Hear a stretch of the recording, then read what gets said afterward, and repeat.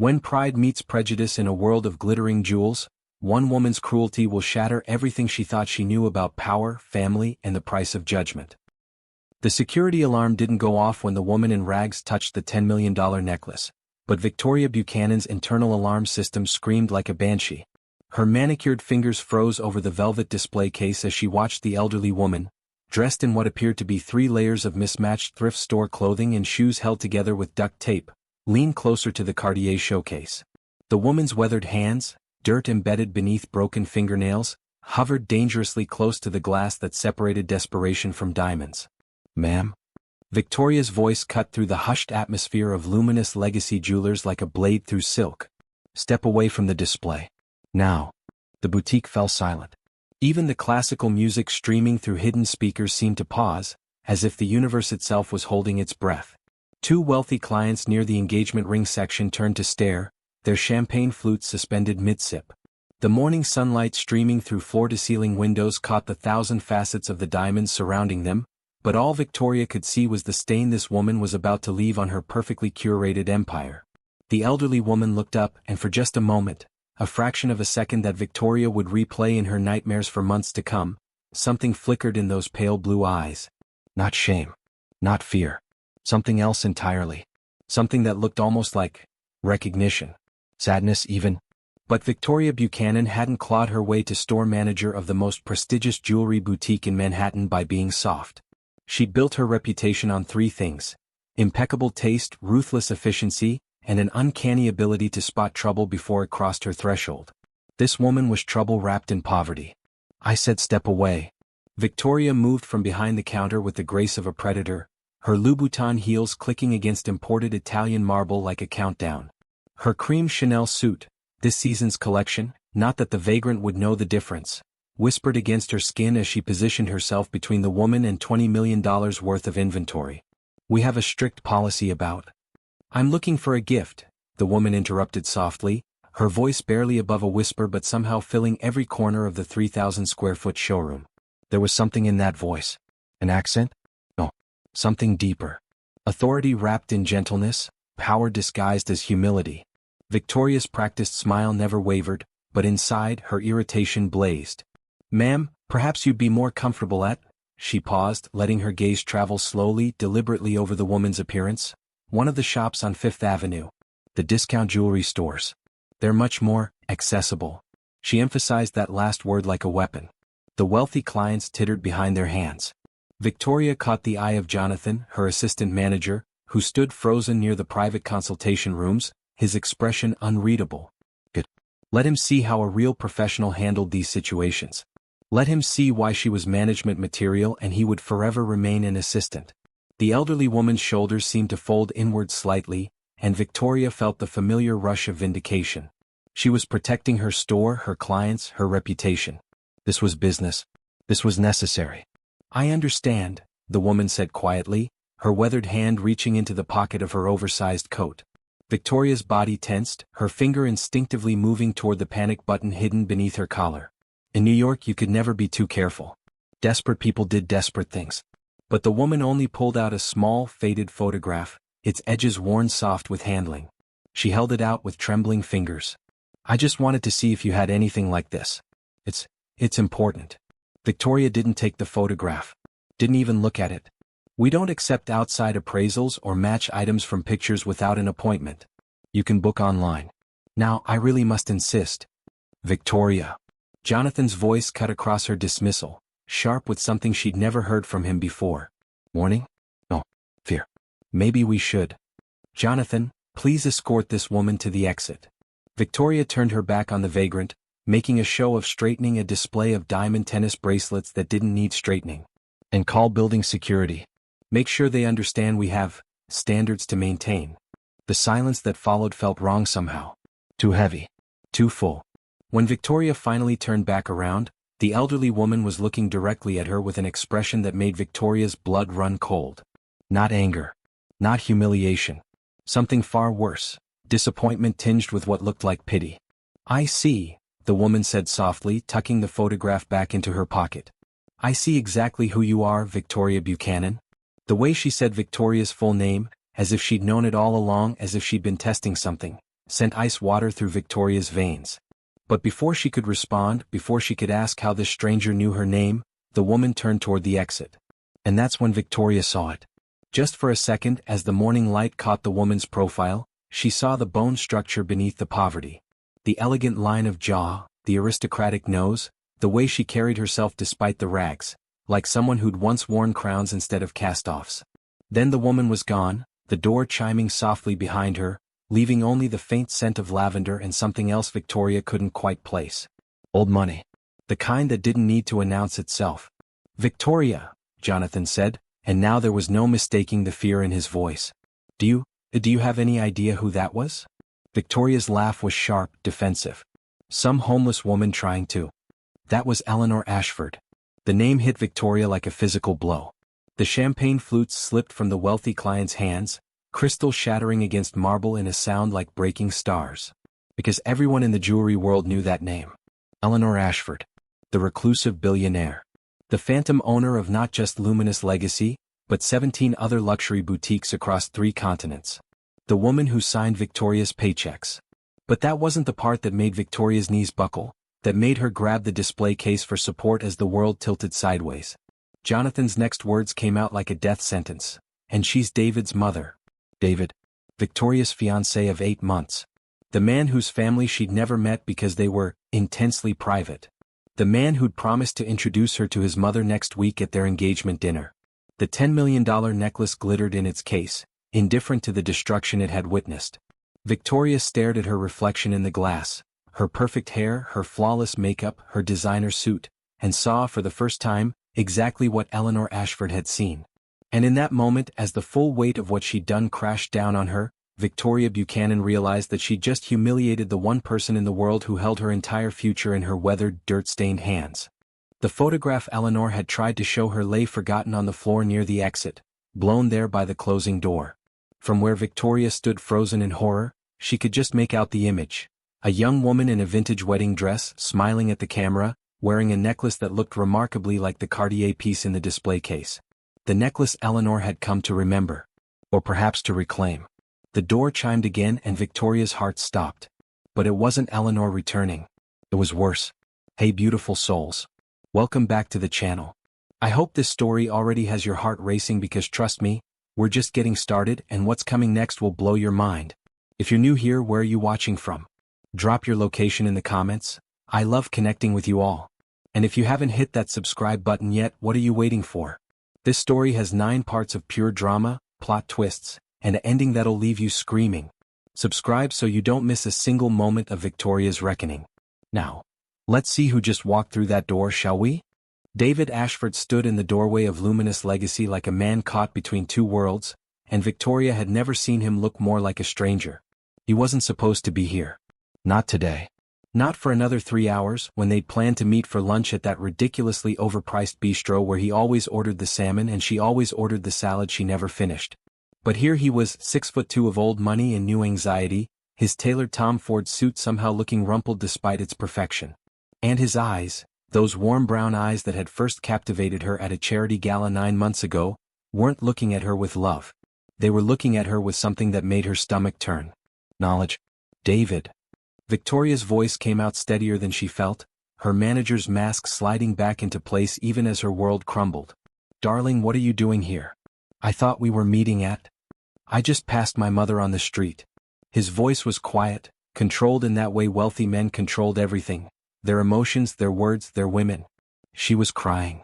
The wealthy clients had the decency to pretend they weren't listening, suddenly fascinated by a display of emerald earrings they'd ignored for 20 minutes. Jonathan had disappeared into the back office, the coward. Victoria stood alone in the center of her perfect kingdom, watching it transform into a prison. "You're a mother?" Victoria tried to inject confusion into her tone, but they both knew she was lying. She'd never been good at lying to David. It was one of the things he'd said he loved about her, back when love felt simple and the future sparkled brighter than any diamond in her cases. David moved further into the store, and Victoria noticed things she'd been too panicked to see before. The tightness around his mouth. The way his hands clenched and unclenched at his sides. The particular set of his shoulders that meant he was trying very, very hard not to lose his temper. David never lost his temper. It was one of his defining characteristics, the thing that made him so different from the hot-headed finance bros she dated before him. His control was legendary, a product of old money breeding and private school conditioning, which meant what he was feeling right now was worse than anger. Victoria. He stopped 3 feet away from her, maintaining that careful distance. I'm going to ask you one question and I need you to be honest with me. Can you do that?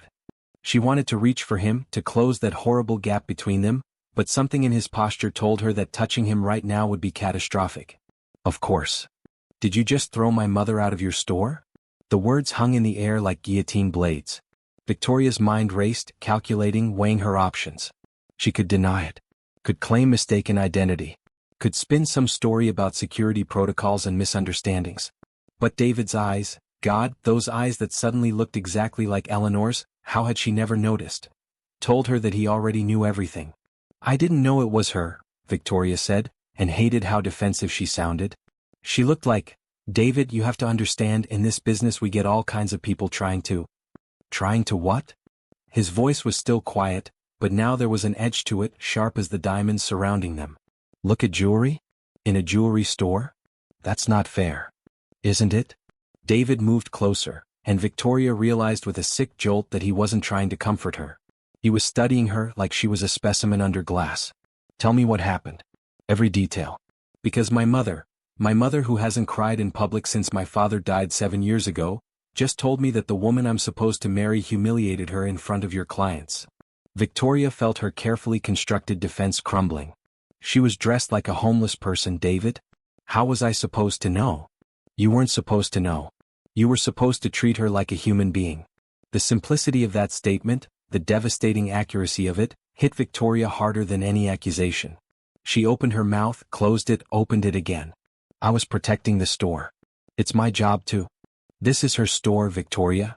David's control finally cracked, his voice rising just enough to make the wealthy clients abandon all pretense of not listening. She built this business from nothing. Every piece of jewelry in this place, every design, every decision, it all comes from her. And you treated her like garbage. Victoria's hands were shaking now. She clasped them behind her back, another trick from her management training. Never let them see you weak. Why was she dressed like that? If she's so wealthy, so powerful, why would she? Because she does it every month. David's laugh was bitter, hollow. She dresses down and visits each of her stores. Wants to see how her employees treat people who can't afford to be here. It's her way of ensuring that Luminous Legacy stands for something more than just profit. The words landed like physical blows. Every month. A test. A test that Victoria had failed so spectacularly that she couldn't even begin to calculate the damage. I've been telling her about you for months, David continued, and now his voice had gone quiet again, which somehow felt worse. Told her how brilliant you were. How you turned this location around, increased sales by 40%, created this amazing atmosphere. How you were different from the shallow, status-obsessed women I usually dated. Victoria flinched. David. She wanted to surprise you. To meet you before the formal introduction next week. She brought a photograph of my grandmother wearing the necklace she wanted to recreate for our engagement party. A family tradition. She wanted your professional opinion, wanted to include you in something meaningful. The photograph. The one Victoria had refused to even look at. The one that still lay on the floor near the entrance, forgotten and dismissed, just like the woman who tried to share it. She was testing me, Victoria said, and hated how small her voice sounded. No. David shook his head, and Victoria saw something die in his eyes. Something that had been there since their first dance at that charity gala, when he told her she was the most genuine person he'd ever met. She was trying to know you. There's a difference. The silence stretched between them, filled with the weight of 8 months of relationship, of plans made and promises spoken, of a future that was crumbling like sugar glass. I can fix this, Victoria said desperately. I'll apologize. I'll go to her right now and... You called security on her, Victoria? You told Jonathan to make sure they understood you have standards to maintain. David's voice was flat now, emotionless. My mother heard every word. So did Mrs. Patterson and Mrs. Chin, 2 of our family's oldest friends, by the way. The women sipping champagne over there? They've known my mother for 30 years. Victoria's gaze snapped to the wealthy clients, who now looked at her with undisguised contempt. Not clients. Witnesses. Character witnesses for Eleanor Ashford, and the verdict was already in. I need to go, David said and started backing toward the door. My mother needs me. Wait. Victoria finally moved, finally closed that gap between them, her hand reaching for his arm. Please, David. Don't do this. I made a mistake, yes, but I love you. We're supposed to get married. We're supposed to. We're not supposed to anything anymore. He looked down at her hand on his sleeve like it was something toxic, something to be removed. I thought I knew you, Victoria. Thought underneath all the ambition and the designer clothes and the perfect image, there was someone real. Someone kind. I am kind, she whispered. No. David gently removed her hand from his arm. You're calculating. You're ambitious. You're brilliant at your job. But kind? Kind people don't look at someone in need and see garbage to be removed. They see a person. He walked to the entrance, bent down and picked up the forgotten photograph. He stared at it for a long moment, his expression unreadable. When he looked back at Victoria, there were no tears in his eyes. Just a terrible, final clarity. My grandmother wore this necklace when she married my grandfather in 1952. My mother wore it at her wedding in 1985. She wanted to have it recreated so that you could wear it at ours. He carefully placed the photograph on the nearest display case. I guess she won't need it anymore. The door chimed as he left, that same gentle sound that had marked Eleanor's exit 15 minutes ago. 15 minutes that had destroyed everything Victoria had spent 8 months building. She stood frozen in the center of luminous legacy, surrounded by millions of dollars worth of diamonds that suddenly felt as worthless as her future. The wealthy clients, no, Mrs. Patterson and Mrs. Chen, Eleanor's friends, gathered their things in pointed silence and left without a word, their champagne abandoned, their judgment delivered. Jonathan emerged from the back office, his face pale. Victoria, I don't. She held up a hand, barely holding herself together. Just don't. She walked to the display case where David had left the photograph, her hands trembling as she finally looked at what Eleanor had tried to show her. The woman in the picture was young, radiant, wearing a vintage wedding dress and a necklace that was indeed similar to the Cartier piece, but more elegant, more meaningful, more loved. The woman's smile was pure joy, and even in the faded photograph, Victoria could see the same bone structure, the same aristocratic features, the same pale blue eyes that had looked at her with such disappointment. Eleanor Ashford in 1985, on what was probably the happiest day of her life. And Victoria had treated her like garbage. The phone in her office began to ring. Then her cell phone. Then the store line. Victoria knew without answering that they were all the same person. Corporate. Word traveled fast in the luxury retail world, and humiliating the owner of the company traveled at the speed of light. If you're still watching, drop a Team Eleanor in the comments because honestly Victoria just fumbled the bag of the century. But wait, before you think you know where this is going, I promise you, there are twists coming that'll make your jaw drop. Hit that like button if you're invested in this drama, and let's see if Victoria can possibly come back from this disaster.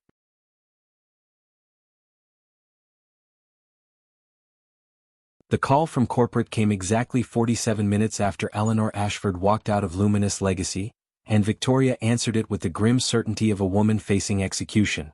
Ms. Buchanan. The voice belonged to Richard Sterling, VP of Operations, a man Victoria had met exactly twice, both times at corporate events where he'd praised her sales numbers and promised her a future with the company. That future was about to evaporate like morning dew. I trust you understand why I'm calling. Victoria sat in her office, the door closed, her perfect composure finally cracking in private. Yes, sir. What you did today was, he paused and Victoria could hear the careful recalibration of corporate speak. Unacceptable. Mrs. Ashford has built this company on the principle that luxury should be accessible to anyone who walks through our doors with genuine interest. You violated that principle in the worst possible way. I didn't know. That's precisely the problem, Ms. Buchanan.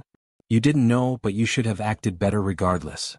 His sigh carried the weight of disappointed expectations. I've reviewed your file. Your numbers are exceptional. Your management skills are undeniable. Under any other circumstances, this would be a reprimand, maybe a suspension. Victoria's heart leaped with desperate hope. But you didn't just humiliate a potential customer. You humiliated the owner of this company. The woman who signs my paychecks and yours. The matriarch of a family that's been in luxury retail for 3 generations. Another pause. I'm sorry, Victoria. I have no choice. You're terminated, effective immediately. The words hit her like a physical blow, even though she'd been expecting them. Please, give me a chance to make this right. I'll apologize. I'll do whatever it takes. Mrs. Ashford specifically requested that any disciplinary action be handled through normal corporate channels. She doesn't want special treatment, which honestly makes this worse. If she demanded your termination personally, you might have grounds for an appeal. But she didn't. She's leaving it up to me, which means I have to follow company policy. Victoria's mind raced. What if I could fix this? What if I could make her see that this was a terrible mistake, that I'm not the person she thinks I am? Victoria? 1 week. She was begging now and she didn't care. Give me 1 week to make this right. If I can't, I'll resign voluntarily. You won't even have to go through termination procedures. The silence on the other end stretched so long Victoria thought he'd hung up. Finally, this is highly irregular. I know. But my entire career is on the line. Everything I've worked for. Please. Another interminable pause. I can give you 72 hours. 3 days. If Mrs. Ashford doesn't explicitly forgive you by Friday at 5 p.m., you're done. And Victoria? I'm not just talking about this job. Word travels fast in this industry. If Eleanor Ashford blacklists you, and she has every right to, you'll never work in luxury retail again. The call ended, and Victoria sat in the silence of her office, staring at the photograph of Eleanor she'd finally brought back from the display floor. 3 days. 72 hours to save her career, her reputation, her entire future. But how did you apologize to someone you treated like garbage? How did you convince a woman you'd humiliated that you deserved a second chance? Victoria picked up her phone, pulled up David's number. Her finger hovered over the call button. He would know how to reach Eleanor. He could help her if she could just explain. No. David had looked at her like she was a stranger. Like she'd revealed something fundamental and rotten in her character. Calling him would only make things worse. She needed another way in. The knock on her office door made her jump. Come in. Jonathan entered, his expression careful. I thought you should know. Mrs. Patterson and Mrs. Chen stopped by the Tiffany's location on their way out. They were there for 20 minutes talking to Diane. Diane. Victoria's biggest competitor for the regional manager position that was supposed to be announced next month. The promotion that would have cemented Victoria's position in the luxury retail world. Of course they did. Victoria rubbed her temples, feeling a headache building behind her eyes. Is there anything else? Jonathan hesitated, then closed the door behind him. There might be a way. Victoria looked up sharply. What? Eleanor Ashford is, she's not what you think. Jonathan moved closer, his voice dropping to barely above a whisper. I've worked in this company for 8 years. I've seen her do her tests before. And I've seen what happens when people fail them. I'm guessing they all got fired. Actually, no. Jonathan's expression was strange now, almost calculating. 3 years ago, a manager in Chicago did almost exactly what you did. Threw out an elderly man who was actually a prominent philanthropist and one of Eleanor's oldest friends. The manager was devastated, thought her career was over. And Eleanor gave her a chance to prove herself. Set up a challenge. If the manager could demonstrate genuine change, genuine understanding of what she'd done wrong, Eleanor would not only keep her on, but promote her. Victoria's heart began to race. What kind of challenge? That's the thing, it was different for everyone. Eleanor believes in redemption, but she also believes people have to earn it. She has to see that you understand not just that you made a mistake but why it was wrong. That you fundamentally changed. It was a lifeline, thin and fragile, but a lifeline nonetheless. How do I do that? How do I even get close to her? David won't talk to me and I don't have her personal contact information. Jonathan pulled out his phone, scrolled through something, then showed Victoria the screen. It was an Instagram post from an obscure charity account, Friends of St. Catherine's Shelter. The photo showed Eleanor in her disguise, serving food at what looked like a homeless shelter. She volunteers there every week. Has for 20 years, ever since her husband died. Tuesday and Thursday evenings, 6 to 9 p.m. Jonathan met Victoria's eyes. If you want to apologize, if you want to prove you've changed, you need to meet her on her terms. In her world. Not the world of diamonds and designer suits. Victoria stared at the photograph. Eleanor, in the same threadbare clothes she'd worn to the store, was smiling as she handed a plate of food to a young woman with 2 children. The happiness in her expression was genuine, unguarded. This wasn't a test or a performance. This was who Eleanor Ashford really was when she wasn't being the reclusive billionaire owner of a luxury empire. Why are you helping me? Victoria asked quietly. Jonathan's smile was sad. Because I've been where you are. Not with Eleanor but with someone else. Someone who taught me that who we are in private, how we treat people who can't do anything for us, that's who we really are. And I hope, that the person David fell in love with is still in there somewhere. She's just been buried under ambition and fear. The words cut deep because they were true. Victoria remembered the girl she'd been before she'd clawed her way into luxury retail. The scholarship student who'd worked 3 jobs to afford business school. The young woman who'd promised herself she'd never forget where she came from. When had she become the person who looked at someone in need and saw only a threat to be removed? Thursday is tomorrow, Victoria said. Yes, it is. Jonathan moved toward the door, then paused. One more thing. Eleanor doesn't just want an apology. She can get those from anyone. She wants to understand who you really are. So before you go, before you face her again, you need to figure that out yourself. He left, and Victoria sat alone with the photograph of young Eleanor in her wedding dress, wearing the necklace that should have connected 3 generations of Ashford women. Her phone buzzed. A text from her mother, who didn't know anything about what had happened. Lunch this weekend? Miss you, sweetie. Victoria stared at the message. Her mother, who'd raised her alone after Victoria's father left when she was 6. Who'd worked double shifts as a nurse to pay for Victoria's private school tuition. Who'd been so proud when Victoria landed the manager position at Luminous Legacy, even though Victoria had been too busy to visit her in months. When was the last time she'd actually spent time with her mother? Really spent time with her, not just a rushed lunch between meetings? A terrible thought occurred to Victoria. If her mother had walked into Luminous Legacy dressed in her nurse's scrubs after a long shift, would Victoria have treated her any differently than she treated Eleanor? She wanted to believe the answer was yes. But the truth, the horrible, undeniable truth, was that she wasn't sure anymore. Victoria looked at the photograph again. At Eleanor's joy. At the necklace that represented love and tradition and family. At everything Victoria had rejected in her single-minded pursuit of success. 3 days. 72 hours. But maybe, just maybe, it was enough time to remember who she used to be. And to figure out who she wanted to become. She picked up her phone and texted her mother back. Lunch sounds perfect. Actually, can I come over tonight? I need to talk to you about something. The response came immediately, always. I'll make your favorite. It wasn't a plan. It wasn't a strategy. But it was a start. And tomorrow evening she would walk into St. Catherine's Shelter and face Eleanor Ashford again. Not as the manager of Luminous Legacy. Not as David's former fiancé. Just as Victoria. Just as herself. Whoever that was anymore. Okay, I need you to tell me in the comments. Do you think Victoria deserves a second chance? Are you Team Eleanor or Team Victoria? And more importantly, what do you think is going to happen when she shows up at that shelter? Subscribe if you haven't already, because part 4 is where everything changes, and you do not want to miss what Eleanor does next.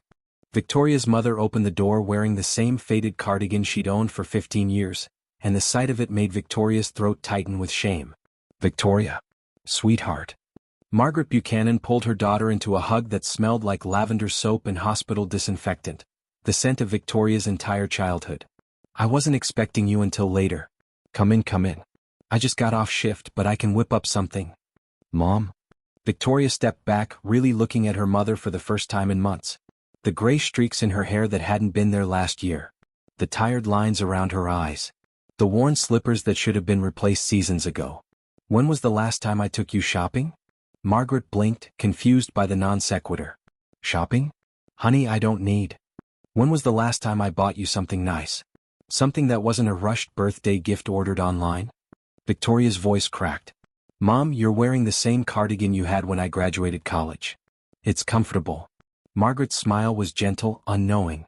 And it reminds me of you. You picked it out for me, remember? Said the color matched my eyes. Victoria did remember.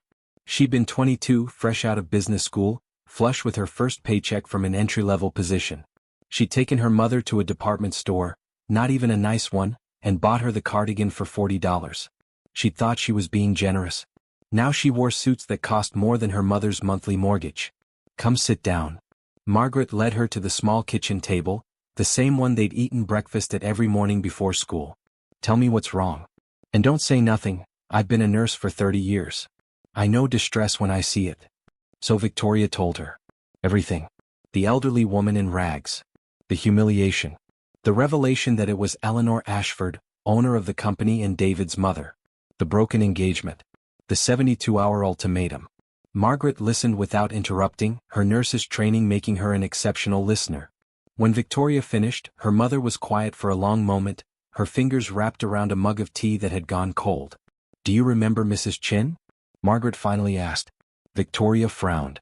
"The name sounds familiar. She was your pediatrician. Wonderful woman. You loved her." Margaret smiled at the memory. "When your father left and I couldn't afford insurance, Mrs. Chin saw you for free for 2 years. Never made me feel small about it. Never treated us differently than her paying patients." The name clicked. Mrs. Chin. One of the wealthy clients, no, one of Eleanor's friends, who'd witnessed Victoria's cruelty at the store. "She was there today," Victoria whispered. "She saw everything." "I imagine she did." Margaret reached across the table, took Victoria's hand. "Baby, I'm going to tell you something and I need you to really hear it. You didn't become cruel today. You've been becoming this person for years, so gradually that I don't think you even noticed." The words stung worse than any corporate reprimand. "Mom? Let me finish." Margaret's grip tightened. "You know why I never complained that you stopped visiting? Why I never mentioned that you forgot my birthday last year, or that you canceled Christmas dinner because you had a work emergency?" Victoria's eyes filled with tears. "Mom, I'm sorry. Because I was proud of you. So proud of how far you'd come, how much you'd achieved. But somewhere along the way you started measuring success by the wrong metrics." Margaret's voice was gentle but firm. "You started judging people by what they could do for you. By what they looked like on the surface. And honey, that's not the daughter I raised." The tears fell now hot and shameful. "I don't know how to fix this." "Yes, you do. You go to that shelter tomorrow and you don't go to apologize. You go to serve. To understand. To see people the way Eleanor Ashford sees them, not as problems or opportunities, but as human beings who deserve dignity." Victoria nodded, wiping her eyes. They talked for 3 more hours. About Victoria's father, who'd left because he couldn't handle the embarrassment of a wife who worked in healthcare. About Margaret's choice to raise Victoria with the understanding that kindness mattered more than status. About the moments when Victoria had started to lose sight of those lessons. When Victoria finally left her mother's apartment, it was past midnight.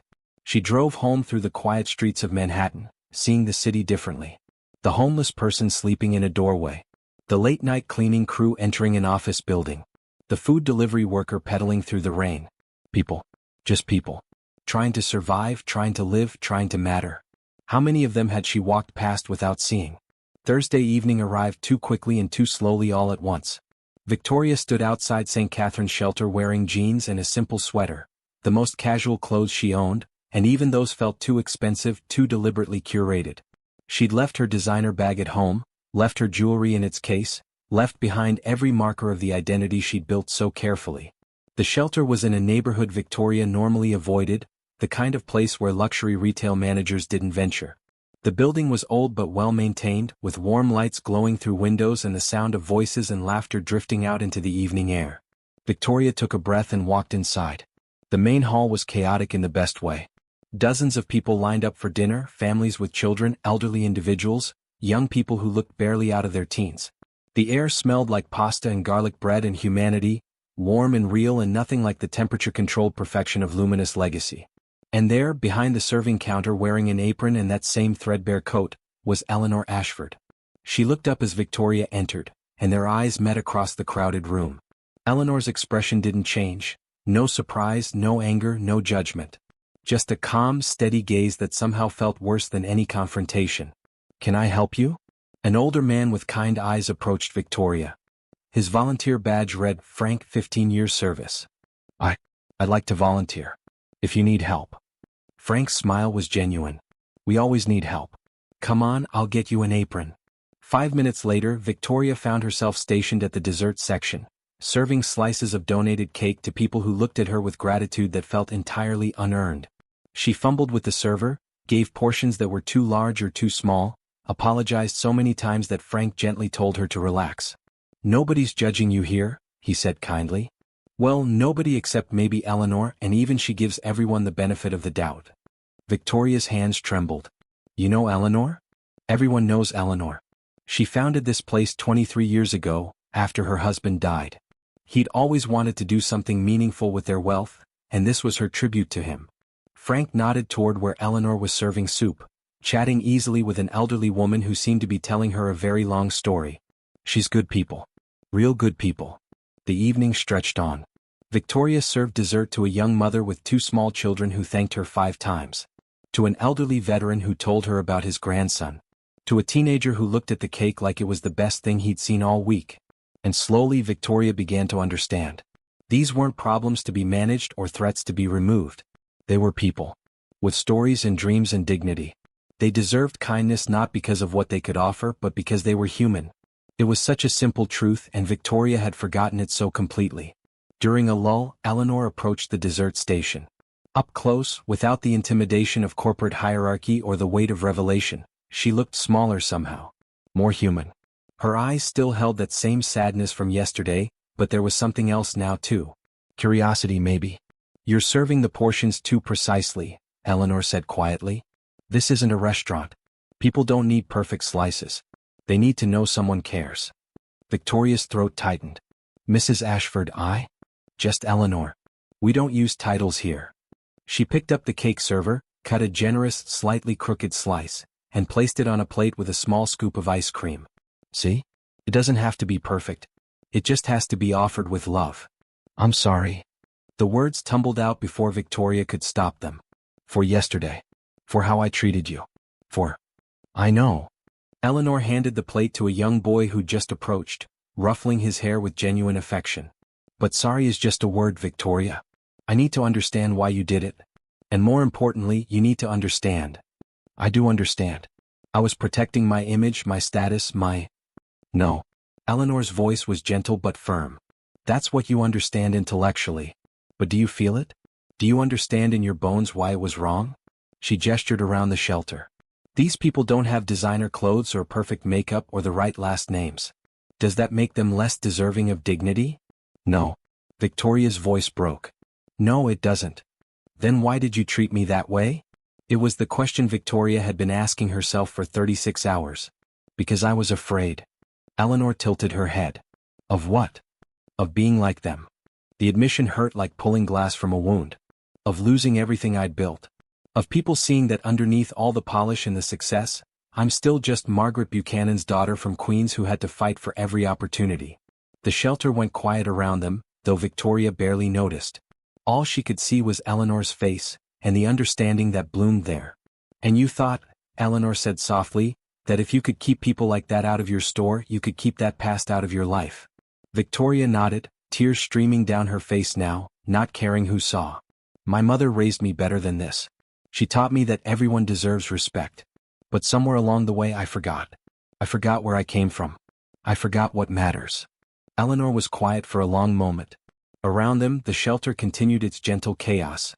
Volunteers serving, people eating, children laughing. Life in its messy, beautiful reality. You want to know why I volunteer here every week? Eleanor finally asked. Yes.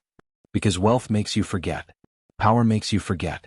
Success makes you forget that we're all just people, trying our best, hoping someone will see us as worthy. Eleanor's eyes glistened. My husband grew up in poverty. Real poverty, the kind where you don't eat some days. When he made his fortune, he never forgot that. And when he died, I promised him I wouldn't forget either. The necklace, Victoria whispered. The one in the photograph. You wanted to recreate it for your son's wedding. For David's bride.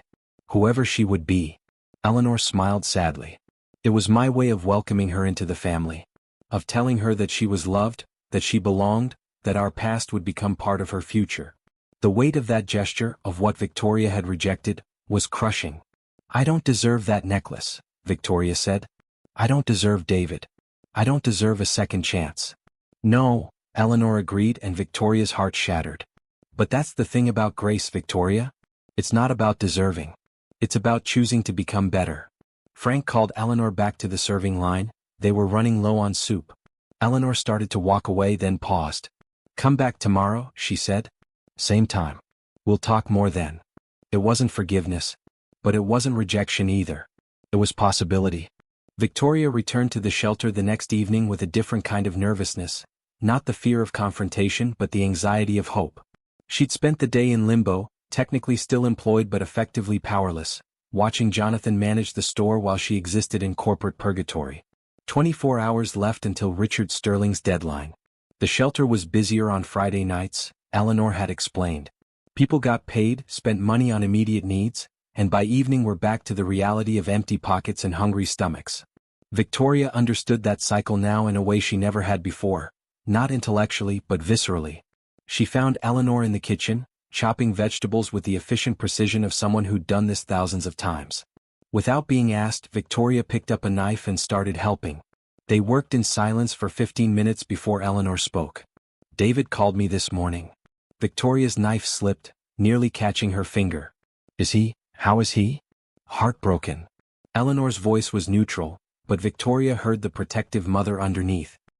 "He told me he's been going through his memories of your relationship, trying to figure out if he ever really knew you." The words were a knife to Victoria's chest. "What did you tell him?"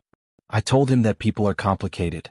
That sometimes we show different versions of ourselves to different people, and sometimes we lose track of which version is real." Eleanor glanced at Victoria. "I also told him that I was meeting with you. That I wanted to understand who you really are before I made any decisions about your future with the company." "And he said?" "He said I was too generous.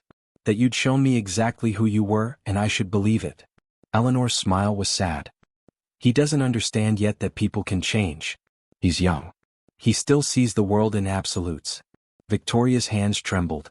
"I don't blame him for hating me." "He doesn't hate you. He's disappointed, which is worse." Eleanor set down her knife, turned to face Victoria fully. "Before we go any further, I need to tell you something. Something that might change how you see all of this." The serious tone made Victoria's stomach drop. "Okay." "When David told me he was dating someone seriously, I did what any concerned mother would do. I had you investigated." Victoria froze. "You, what?" "Background check. Financial records. Employment history. References from previous jobs." Eleanor's gaze was steady, unapologetic. "I know about your father leaving. About your mother working 3 jobs to put you through private school.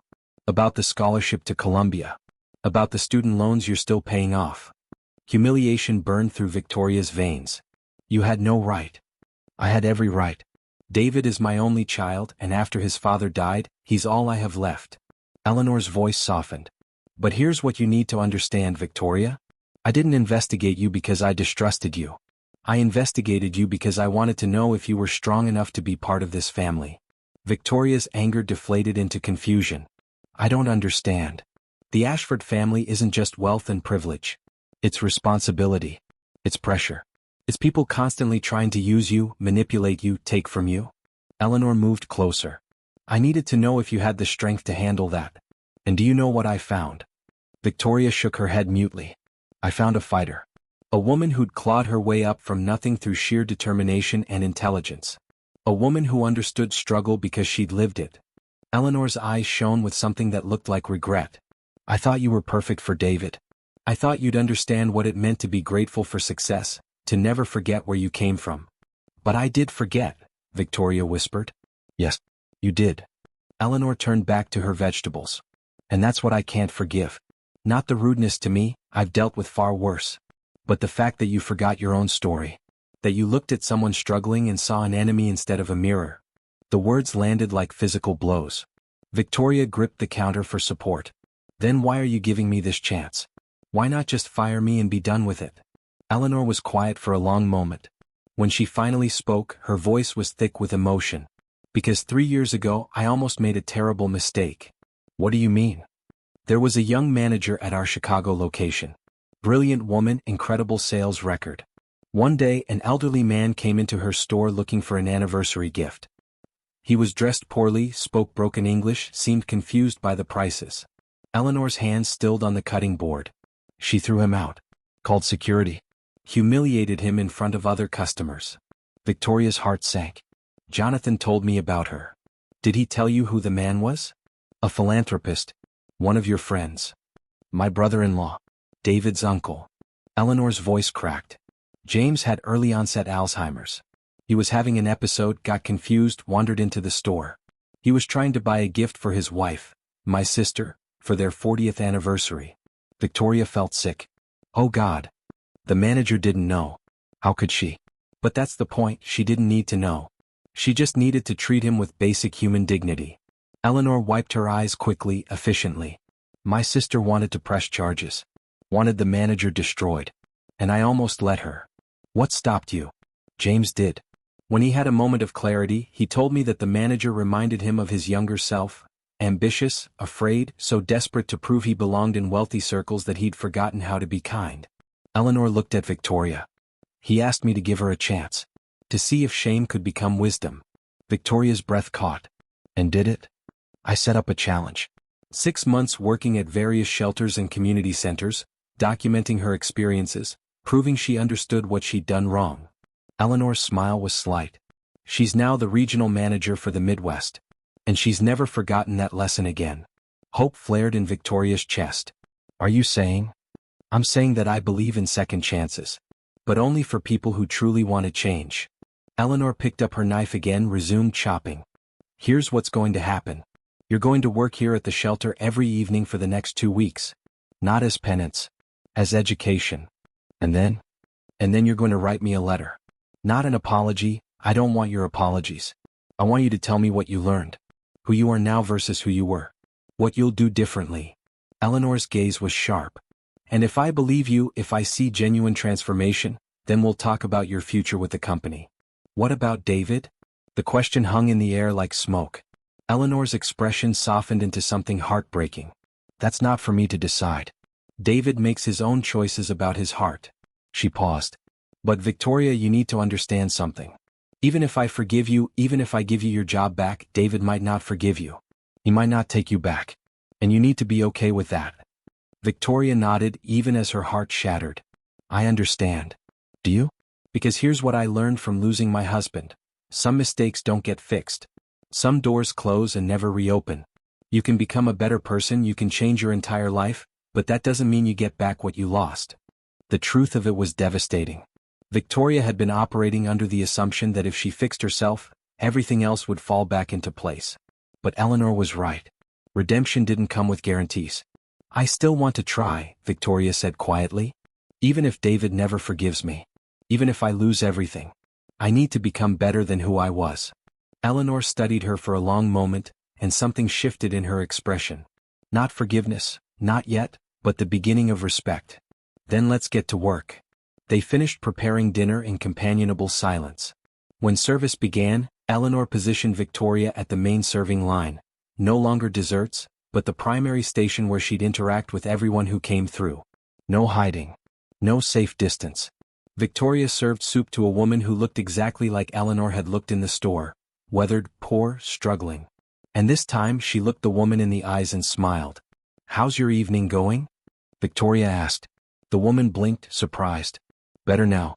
Thank you for asking. Such a small thing. Such a simple thing. But Victoria saw the woman's shoulders relax, saw the way she carried her tray with slightly more confidence. Dignity offered, dignity received.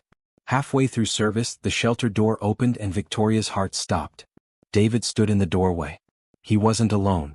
A stunning woman in an impeccable suit stood beside him, her hand on his arm in a way that spoke of familiarity. She was everything Victoria had tried to be, polished, sophisticated, perfect. And she was looking at David with open affection. Eleanor saw them at the same moment. Oh, she breathed, and Victoria heard volumes in that single syllable. David's eyes found his mother first, then slid to Victoria. His expression was unreadable, carefully blank. The woman beside him whispered something and he nodded, guiding her toward Eleanor. Victoria's hands moved mechanically, serving soup to people she barely saw, her entire focus on the reunion happening 15 feet away. She watched Eleanor embrace the woman warmly. Watched David introduce her to Frank and the other volunteers.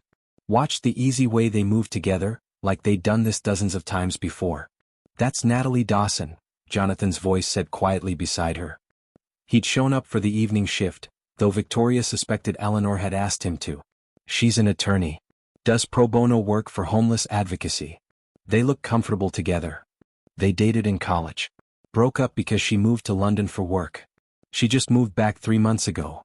Jonathan glanced at Victoria. Right around the time David met you. The implication was clear.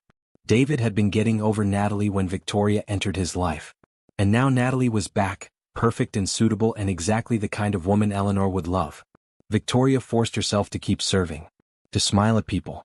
To focus on the work.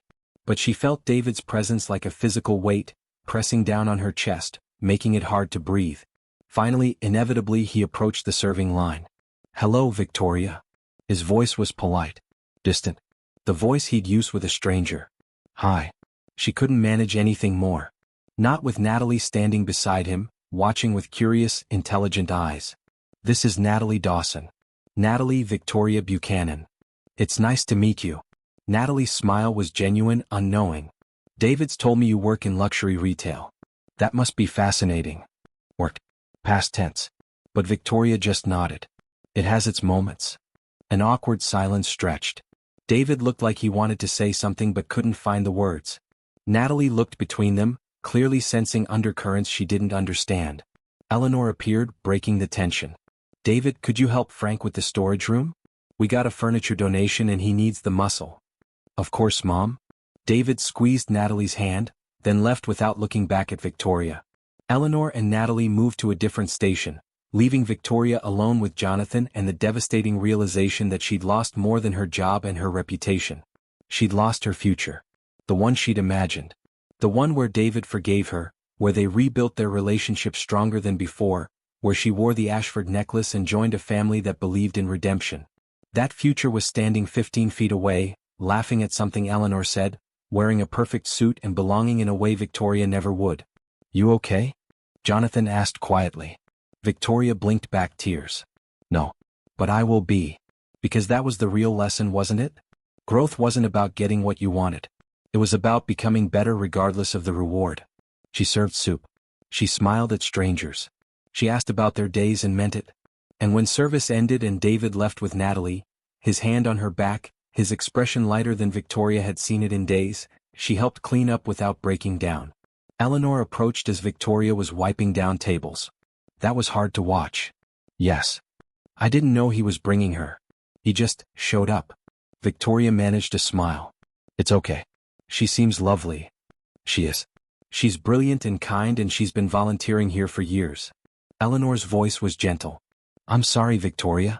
I know that doesn't help." "Actually, it does." Victoria straightened, met Eleanor's eyes. "Because it means David is moving on with someone good. Someone who already understands what matters. And if I can't have him, at least he'll be happy." Eleanor's expression shifted into something that looked like surprise. "You mean that?" "I do." And Victoria realized, with a jolt of recognition, that she actually did.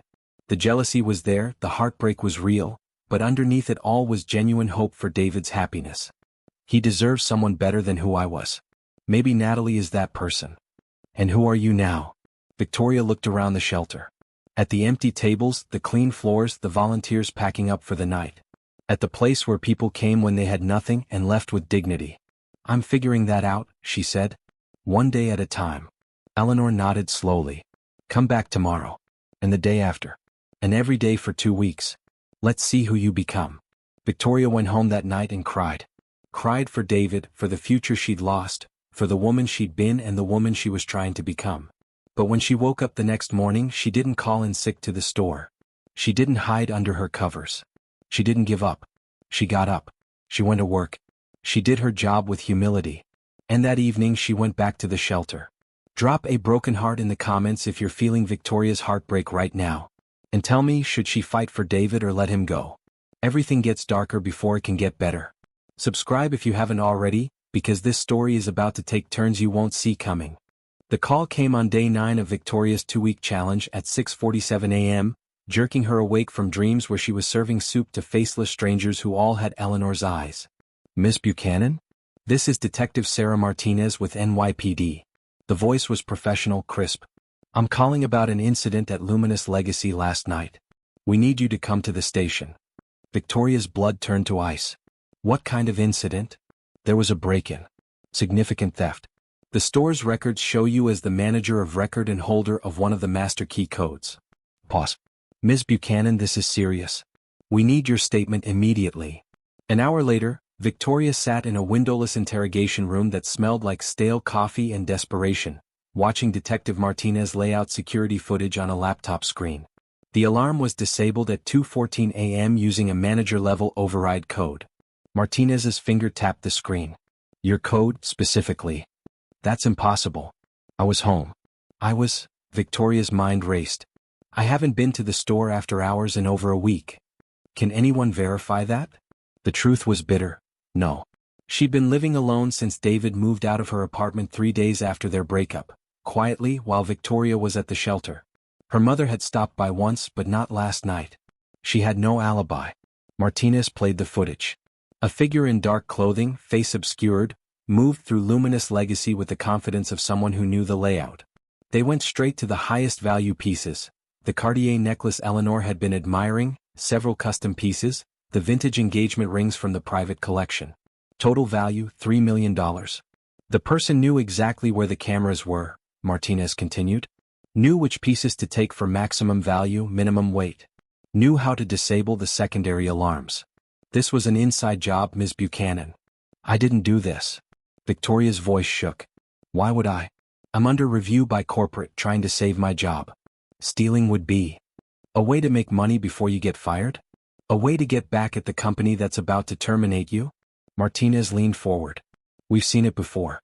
Disgruntled employees, final acts of revenge. No. You don't understand.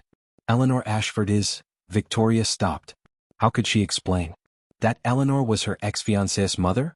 That she was trying to prove herself worthy? That the last thing she'd ever do was hurt Eleanor? Eleanor Ashford has been notified, Martinez said quietly. She's on her way. Victoria's stomach dropped. 9 days. She'd made it 9 days of genuine progress, of real change. 9 days of Eleanor watching her serve people with kindness, of slowly earning back trust. And now this. The door opened and Eleanor walked in looking older somehow. Tired. She was dressed impeccably as always, but Victoria could see the strain around her eyes. Mrs. Ashford. Martinez stood. I'm sorry to bring you down here, but given the value, I need to speak with Victoria alone. Eleanor's voice was steady but cold. Please. Martinez hesitated, then nodded. 5 minutes. She left, closing the door behind her. The silence was suffocating. Eleanor stood by the door, studying Victoria like she was a stranger. Like the past 9 days had never happened. Did you do it? Eleanor asked finally. No. Victoria met her eyes. I swear to you I didn't. Your code was used. Someone must have stolen it. Or, Victoria's mind raced through possibilities. Jonathan has access to the code database. So does Diane, the assistant manager. Any number of corporate employees. The detective said you have no alibi. I was home. Alone. Victoria's voice cracked. Eleanor, please. After everything, after these past 9 days, you have to know I wouldn't do this. Eleanor moved closer, sat down across from Victoria. For a long moment she just looked at her, and Victoria couldn't read her expression. Disappointment? Suspicion? Resignation? 2 days ago, Eleanor said quietly, David told me he's planning to propose to Natalie. The words hit Victoria like a physical blow. She'd thought she'd accepted the loss of David, thought she'd made peace with it. But hearing it stated so baldly, so finally, made it real in a way nothing else had. That's good, Victoria managed. She seems wonderful. She is. She's perfect for him. Eleanor's gaze was relentless. She comes from a good family. She's dedicated her career to helping people. She's been part of our charitable work for years. She already fits into our world. Each word was a knife. Victoria understood what Eleanor wasn't saying. Natalie was everything Victoria could never be. I'm happy for them, Victoria whispered, and meant it despite the pain. Are you? Because the timing is interesting, don't you think? Eleanor's voice hardened. David announces his plans to move on, and suddenly there's a theft at the store. Suddenly you're at the center of a crisis that demands my attention, that brings us face to face in a police station. The accusation beneath the words was clear. Victoria felt sick. You think I staged this? To what? Manipulate you? Get your sympathy? I don't know what to think anymore. Eleanor stood, began pacing. For 9 days I've watched you. I've seen you serve people with genuine kindness. I've seen you arrive early and stay late. I've seen you scrubbing floors and washing dishes and doing the unglamorous work without complaint. Then you know I'm changing. Or you're a better actress than I thought. Eleanor stopped pacing, faced Victoria directly. Here's what I know. $3 million is missing from my store. Your code was used. You have no alibi. And you have every reason to be angry at me, at David, at the situation you're in. I'm not angry. Victoria stopped. Because that wasn't entirely true, was it? She was hurt. She was heartbroken. She was watching David build a future with someone else while her own future crumbled. "You're human," Eleanor said, reading her expression. "And humans do desperate things when they're cornered." The door opened. Martinez returned with another detective, this one carrying an evidence bag.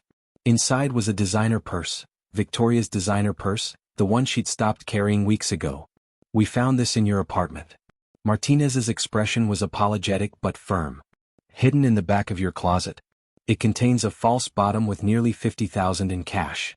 Victoria's vision tunneled. "What? That's not, I've never seen that before." "It's your purse, Ms. Buchanan. Your fingerprints are all over it." "Of course they are, it's my purse. But I didn't put money in it.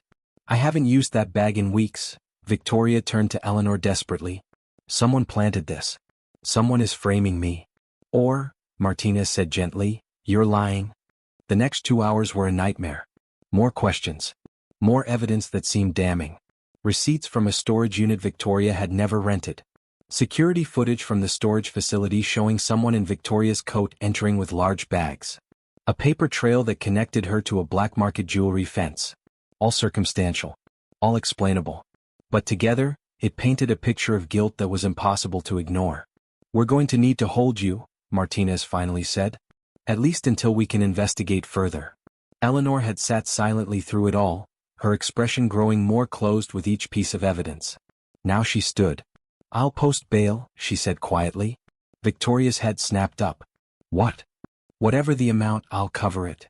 Eleanor wouldn't meet Victoria's eyes. "But Victoria, I need you to understand something. This doesn't mean I believe you. It just means I'm giving you enough rope to either prove your innocence or hang yourself." "Eleanor." "Don't." Eleanor finally looked at her, and Victoria saw nothing but exhaustion and disappointment. "I wanted to believe you'd changed. I wanted to believe that people could transform themselves through genuine remorse and effort. But this." She gestured at the evidence spread across the table. "This looks exactly like what I was afraid it would look like." "What do you mean?" "Someone so desperate to prove themselves that they'd do anything. Including creating a crisis to play the hero." Eleanor moved toward the door. "I've seen it before. People who want redemption so badly they sabotage themselves trying to earn it." "That's not what this is." Eleanor paused at the door. "Then prove it. You have until your arraignment to figure out who really did this. Because Victoria, if you can't." She shook her head slowly. "Then everything I saw in you these past 9 days was just a performance.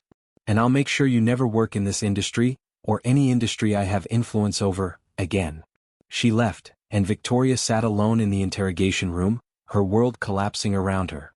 Bail was set at $50,000, the exact amount found in her purse, which wasn't a coincidence. Eleanor paid it without comment, then left the courthouse without speaking to Victoria.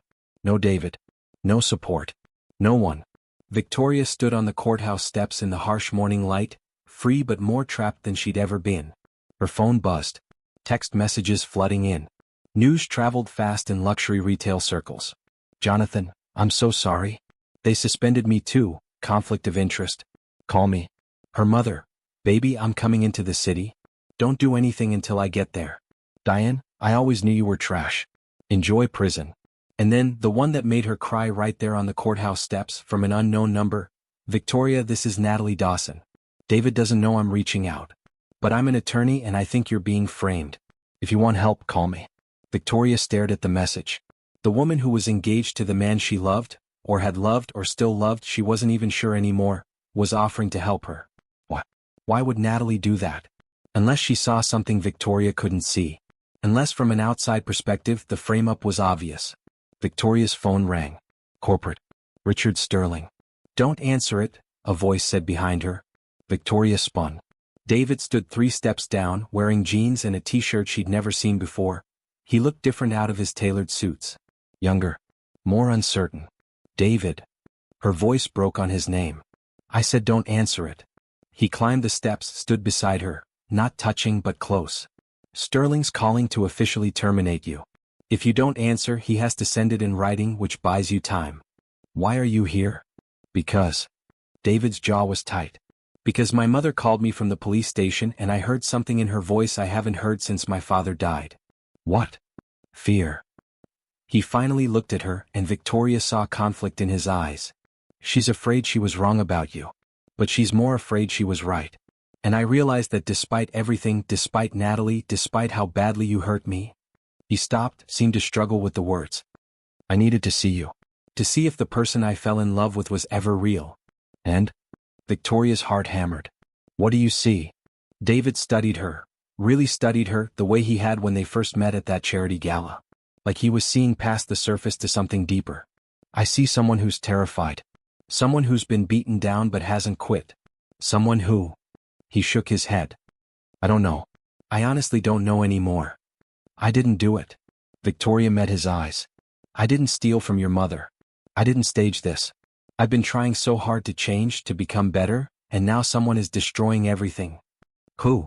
It was the right question. The question Victoria should have been asking instead of spiraling into despair.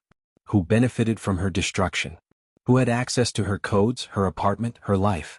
The answer hit her like lightning. I need to go. Victoria started down the steps. Victoria, wait.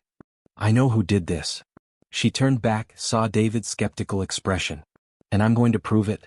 But I need to do it now before they cover their tracks any further. Let me help. No. Victoria shook her head. You've already done enough by believing in me just now, even for a moment. But David, if I'm wrong, if I can't prove this, I need you to promise me something. What? Take care of your mother. She's been hurt enough. She doesn't need to keep carrying the weight of everyone's redemption. Victoria's eyes filled with tears. And be happy with Natalie. She's good for you. Better than I ever was. David's expression cracked, showed pain underneath. Victoria? But she was already running down the courthouse steps, her mind racing through possibilities and plans. She had maybe 6 hours before the evidence trail went cold. 6 hours to prove her innocence or lose everything forever. Behind her, she heard David call her name one more time, desperate and broken. But Victoria didn't look back. Oh my God. Who do you think framed Victoria? Drop your theories in the comments right now because I'm reading every single one. And if you're as stressed as I am, smash that subscribe button because part 7 is where Victoria fights back. And you won't believe what she uncovers. Victoria's first stop was her own apartment, and she approached it like a crime scene, because that's exactly what it was. Someone had been here, planted evidence, violated her space. The question was, who had access? She stood in her bedroom doorway, forcing herself to think like the detective she needed to be instead of the victim she felt like. The purse had been hidden in the back of her closet, but not very well hidden. Just enough to be found during a search. Just enough to look like amateur concealment. Someone wanted the police to find it. Victoria pulled out her phone, called Jonathan. He answered on the first ring. Victoria, Jesus, are you okay? I've been trying to reach you. Who has a key to my apartment? She cut through his concern with surgical precision. What? My apartment. Who has access besides me? Victoria moved to her closet, examining it with fresh eyes. You've been here for drinks. David lived here. My mother has a spare key. Who else? I don't know. Maybe building maintenance. Diane came to a party I hosted 6 months ago. She used the bathroom. Could she have copied my key somehow? Victoria's mind raced. Or what about corporate? Do they have access to my personal information, my address? Victoria, slow down. What are you thinking? I'm thinking someone who knows me, knows my routines, knows the store, and has access to both my apartment and the corporate systems framed me. Victoria paused. Jonathan, where were you last night between midnight and 4 a.m.? The silence on the other end was devastating. You think I did this? Jonathan's voice was wounded. After everything? I don't know what to think. I just know someone set me up perfectly, and the list of people who could do that is very short. Victoria hated herself for saying it, but she had to eliminate possibilities. So where were you? At home. With my boyfriend. We had dinner, watched a movie, went to bed around 11. His voice was tight. You want his number? You want to call him and verify my alibi like I'm a suspect? Victoria closed her eyes. I'm sorry. You're desperate. I get it. But Victoria, I've been in your corner since the beginning. I told you about Eleanor's tests. I've covered for you at work. Why would I help you just to destroy you? He was right. It didn't make sense. Unless he'd been playing a long game, but that seemed paranoid even for her current state of mind. What about Diane? Victoria asked. What about her? She's been after my position since I got promoted. She has access to the store codes. She could have. Diane's been on vacation in Mexico for the past week. I know because she's been posting about it constantly on Instagram. Jonathan paused. Victoria, I don't think this is about the store. Or about corporate rivalry. Then what is it about? I think it's personal. Someone who wants to hurt you specifically, not just take your job. His voice gentled. Who have you hurt badly enough that they'd go this far for revenge? The question stopped Victoria cold. Who had she hurt? The list was longer than she wanted to admit. Employees she'd fired. Clients she'd been rude to. People she'd dismissed or looked down on during her climb to the top. But this level of planning, this level of access, it had to be someone close. Someone who knew her intimately. Victoria's phone buzzed. Text from Natalie, I looked into the storage unit. It was rented 3 weeks ago using a fake ID with your photo. Professional job. Whoever did this started planning before the Eleanor incident. 3 weeks ago. Before Eleanor. Before everything fell apart. Which meant this wasn't about revenge for humiliating Eleanor. This was something else. Something deeper. Victoria's mind flashed to 3 weeks ago. The regional manager promotion announcement was coming. She'd been competitive with Diane, yes, but also with Thomas Reed from the Boston location and Sarah Chin from LA.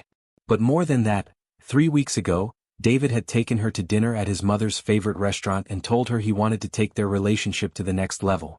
3 weeks ago, David had probably told people he was getting serious about her. 3 weeks ago, someone had decided to destroy her. Jonathan, Victoria said slowly, who else was in line for my position before I got it? What? That was 2 years ago. Just tell me. There was Diane, obviously. And Thomas Reed. And, Jonathan stopped. And Rebecca Blaine. She was assistant manager before you. She trained you when you first started. Rebecca. Victoria hadn't thought about her in months. Rebecca had left Luminous Legacy about a year ago, right after Victoria got promoted to manager. Victoria had assumed she'd moved on to better opportunities, but now? Where is Rebecca now? Victoria asked. I don't know. She just disappeared. Didn't even give 2 weeks' notice. Just sent an email resignation and vanished. Jonathan's voice changed. What? You think Rebecca? Did she have reason to hate me? Another pause. Victoria, you took her job. The promotion she'd been promised for 5 years. Corporate chose you over her because your sales numbers were better, but she put in the time, paid her dues. And you? He trailed off. I what? You weren't exactly gracious about it. You kind of rubbed it in her face. The memory hit Victoria like a slap. Rebecca's last day when she'd come to clear out her desk. Victoria had been effusively sympathetic while simultaneously talking about her vision for the store's future. How she planned to increase sales even more. How she was going to make Luminous Legacy the flagship location in the Northeast.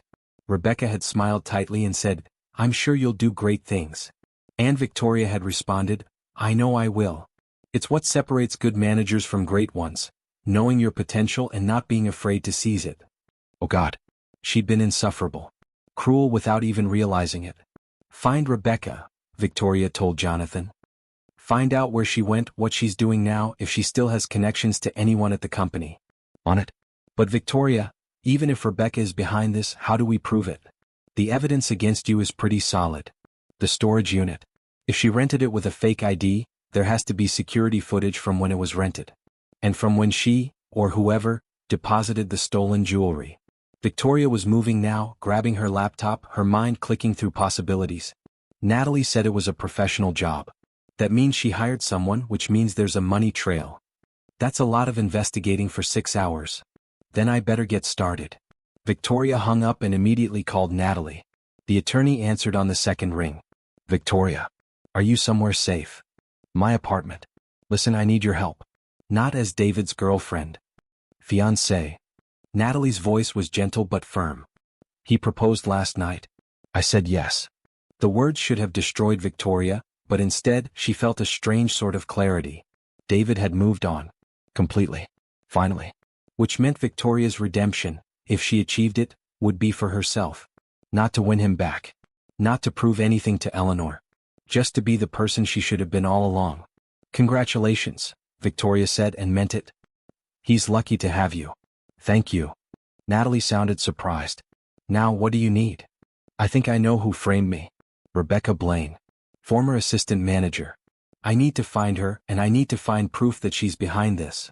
Victoria took a breath. Can you help me? I know it's asking a lot. I'll do it on one condition, Natalie interrupted. What? When this is over, when you're cleared, you have dinner with me and David. All three of us. Like adults. Natalie's tone was kind but unyielding. Because I don't want to start my marriage with you as some ghost between us. If you're going to be in Eleanor's life, and after watching you at the shelter I think you should be, then we need to figure out how to coexist. Victoria felt tears prick her eyes. You're a better person than I deserve. Maybe. But I also saw the security footage from the shelter. I saw you serving that family with 2 kids, and you gave the mother extra portions when you thought no one was looking. You slipped the father information about a job fair. Natalie's voice softened. That's not something someone does for show. That's who you are when you think no one's watching. How did you see the shelter footage? Eleanor showed it to David. And David showed it to me. Because he's conflicted and hurting and he wanted my opinion on whether you were genuine. Natalie paused. I told him you were. And now I'm going to help prove it. 2 hours later, Victoria and Natalie sat in a coffee shop with Jonathan, laptops spread across the table, piecing together Rebecca Blaine's life after Luminous legacy. She went to work for Tiffany's, Jonathan reported. But she was fired after 3 months for, get this, attempting to steal proprietary client information. She tried to steal client lists? Victoria leaned closer. More than that. She was apparently trying to poach Eleanor Ashford's personal business. Wanted to convince her to switch her custom jewelry orders from Luminous Legacy to Tiffany's. Jonathan pulled up an internal memo. Says here she was unprofessional, vindictive, and unable to accept feedback. Natalie was typing furiously on her own laptop. I have a friend in forensic accounting. She's looking into Rebecca's finances, off the books, just preliminary stuff. Her eyes widened. Holy hell. Rebecca made a cash withdrawal of $75,000 2 weeks ago. Enough to hire someone to do the break-in and plant the evidence, Victoria breathed. And look at this. Jonathan turned his screen. Rebecca's LinkedIn shows she's consulting now. But her posts are all bitter digs at luxury retail, at corporate favoritism, at people who don't deserve their success. The most recent post was from 2 days ago. Sometimes karma needs a helping hand. #justice for the overlooked. 2 days ago. Right after the break-in. She's gloating, Natalie said. That's a confession if I ever saw one. It's circumstantial, Victoria countered. We need proof. Real proof. The storage unit, Natalie said. We need the security footage from when it was rented and when items were deposited. And we need to prove Rebecca was there. How do we get that? The police have to subpoena. Not if we ask nicely. Natalie smiled. I know the owner. He owes me a favor from a housing discrimination case I handled pro bono. An hour later, they were watching grainy security footage from the storage facility. A woman in Victoria's coat entered with large black bags 3 times over the past week. The figure was careful to keep her face down, but in one frame, just one, she looked up at the camera. Rebecca Blaine. Clear as day. Got you, Victoria whispered. But Natalie was frowning. This proves Rebecca was involved, but it doesn't clear you completely. A prosecutor could argue you hired her, that you're working together. Then we need to prove Rebecca acted alone. And we need to prove motive. Victoria's mind raced. Jonathan, that night at the store, when Eleanor came in, where was everyone? What do you mean? Was anyone paying unusual attention? Was anyone watching more carefully than normal? Jonathan thought back. I mean, everyone was shocked. Mrs. Patterson and Mrs. Chen were horrified. The other clients left pretty quickly. He paused. Wait, there was someone else there. A woman I didn't recognize, browsing near the door. She wasn't shopping, just watching. And when everything went down, she left immediately. Did you see her face? No, but I remember thinking she looked familiar. Like someone I'd seen before but couldn't place. Victoria pulled up Rebecca's Facebook profile. Scrolled through photos until she found one from a year ago, where Rebecca was dressed elegantly, hair different, makeup done professionally. Is this her? Victoria showed Jonathan. His face went pale. That's her. That's the woman who was watching. The pieces fell into place. Rebecca had been there. Had witnessed Eleanor's visit. Had seen the perfect opportunity to frame Victoria and gone into motion immediately. She's been stalking me, Victoria realized with horror. Watching, waiting for the perfect moment. And when I humiliated Eleanor, when I gave her the perfect motive, she struck. We need to take this to the police, Natalie said. Now. But Victoria's phone rang before they could move. Detective Martinez. Ms. Buchanan, we've recovered some of the stolen jewelry. It was left at a pawn shop with your name and phone number. The owner is willing to testify that you brought it in. Martinez's voice was regretful. I'm sorry, but we're going to need you to come in. The DA is pushing for immediate arraignment. Victoria's heart sank. They were out of time. Rebecca had planned one more move, one more piece of evidence to seal Victoria's fate. Detective, Victoria said carefully, what if I told you I have security footage showing someone else accessing the storage unit where the stolen goods were kept? Someone with a clear vendetta against me? Silence. Then, I'm listening. Her name is Rebecca Blaine. And I can prove she's been stalking me, that she was present at the store when the incident with Eleanor Ashford occurred, and that she had both motive and opportunity to frame me. Victoria looked at Natalie and Jonathan, saw their encouraging nods. Give me 2 hours. Let me bring you the evidence. If it doesn't check out, I'll turn myself in. Another pause. 2 hours, Ms. Buchanan. And you're going to need a damn good lawyer. I have one, Victoria said, looking at Natalie with gratitude. She's the best. They spent the next 90 minutes compiling everything. The security footage. Rebecca's social media posts. Her employment history. The cash withdrawal. Financial records showing she'd been struggling, bitter, desperate. And then Natalie made one more call, to her forensic accountant friend. I found something, the friend said, her voice excited.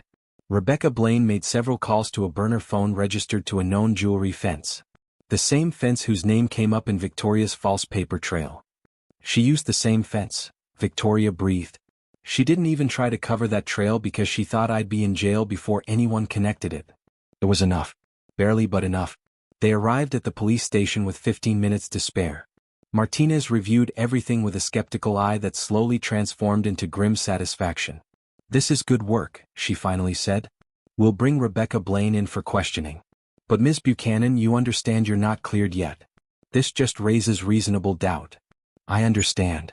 And you should know, Mrs. Ashford is in the waiting room. She's been here for the past hour. Victoria's heart stopped. Eleanor? She said she wasn't leaving until she knew what was happening. Said she'd been wrong about enough things that she wasn't going to be wrong about this too. Martinez's expression softened slightly. Whatever you did to earn that woman's loyalty, hold on to it. It's rare. Victoria walked to the waiting room on shaking legs. Eleanor sat in an uncomfortable plastic chair, still dressed in her shelter clothes, looking exhausted and small and more human than Victoria had ever seen her. Their eyes met across the room. I found proof, Victoria said quietly. Rebecca Blaine. She framed me. The police are bringing her in now. Eleanor stood slowly. Rebecca. I remember her. She seemed so. She trailed off. I should have seen it. Should have recognized that kind of bitterness. How could you? I didn't even see it, and I worked with her every day. Victoria moved closer. Eleanor, I'm so sorry. For everything.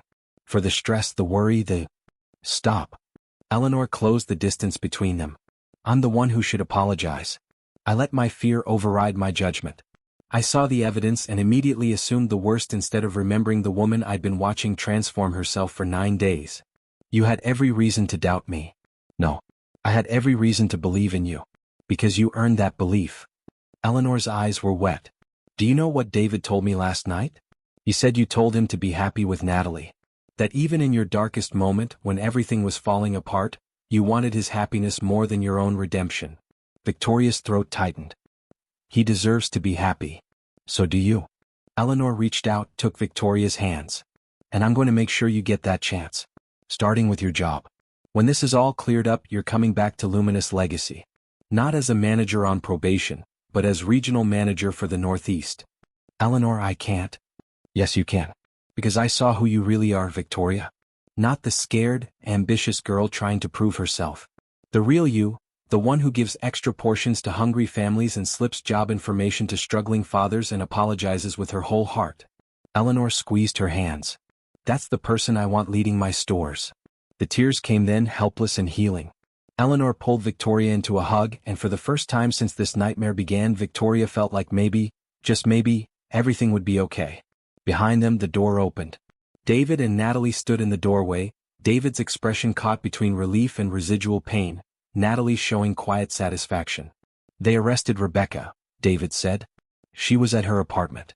She actually had some of the jewelry still there, she was planning to sell it overseas. Is it over? Victoria asked. Almost, Natalie said gently. You'll need to give a full statement, they'll need to verify everything, but yes, you're going to be cleared. Victoria looked at the three of them. Eleanor, who'd believed in her, Natalie, who'd helped her despite everything, David, who'd shown up when it mattered even though his heart was broken. Thank you, she said simply. All of you. I don't deserve. Stop saying that, Eleanor interrupted firmly. You deserve redemption, Victoria. You earned it. Now you just need to believe it. If you're crying right now, drop a loudly crying face in the comments. We're almost at the end and everything comes together. The confrontation with Rebecca, the final healing, and a twist you won't see coming. Smash that subscribe button because you've come this far and you need to see how this story ends. The interrogation room where Victoria had sat in despair 24 hours ago now held Rebecca Blaine, and the contrast was stark. Where Victoria had been terrified and genuine, Rebecca was cold and calculating, even caught red-handed. Detective Martinez had allowed Victoria to watch through the two-way mirror, unusual, but Eleanor's influence had opened doors. Now Victoria stood with Eleanor, David, and Natalie, watching the woman who'd tried to destroy her life sit perfectly composed in an orange jumpsuit. I want my lawyer, Rebecca said for the third time, her voice flat. You'll get one, Martinez replied. But I'm just curious, why Victoria Buchanan? Why go through all this trouble? Rebecca's laugh was bitter. You wouldn't understand. Try me. The silence stretched. Then Rebecca leaned forward and Victoria saw the mask crack, saw the rage underneath. I gave that company 5 years. 5 years of 60-hour weeks, of kissing up to entitled clients, of doing everything right. And they gave my job to her. Rebecca spat the last word like poison. Some scholarship kid from Queens who'd been there 18 months. 18 months versus my 5 years, and they chose her because she was pretty and charming and knew how to sell the fantasy. Victoria flinched. She'd never thought of herself that way, as someone who'd stolen someone else's dream. So you framed her, Martinez said. Stole $3 million in jewelry, planted evidence, tried to send her to prison for 20 years. I tried to give her what she gave me, nothing. No future. No hope. Just the slow realization that everything you worked for can be taken away by someone who doesn't deserve it. Rebecca's eyes were dead. And it almost worked. Would have worked if she hadn't gotten lucky. That wasn't luck, Eleanor said quietly from beside Victoria, though Rebecca couldn't hear her through the glass. That was character. Something you never had. In the interrogation room, Martinez was pulling out photographs. The security footage. The financial records. The timeline of stalking and planning. Here's what I don't understand, Martinez said conversationally. You had moved on. You were working, living your life. Why come back now? Why not just let it go? Rebecca's composure cracked further. Because I saw her. 3 weeks ago at that charity gala where David announced he was getting serious about someone. I was there working coat check. That's what I was reduced to, coat check at events I used to attend as a guest. Her voice rose.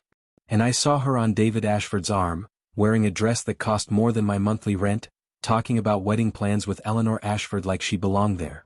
So this was about jealousy, Martinez said. This was about justice. Rebecca slammed her hand on the table. She took everything from me, my job, my reputation, my future, and got rewarded with a billionaire fiancé and a corner office. Where's the justice in that? Victoria felt sick. She remembered that gala. Remembered feeling on top of the world, invincible. Had she seen Rebecca there? Probably not. She'd been so focused on impressing David's colleagues that she'd likely looked right through the coat check staff. Just like she'd looked through Eleanor. The thing is, Martinez continued, Victoria Buchanan didn't take your job. Your bitterness cost you that job. Your inability to accept that someone might actually be better at the work than you. She leaned closer. And now you're going to prison for grand larceny, fraud, and attempted frame-up of an innocent person. Was it worth it? Rebecca's face twisted. Ask me again in 20 years.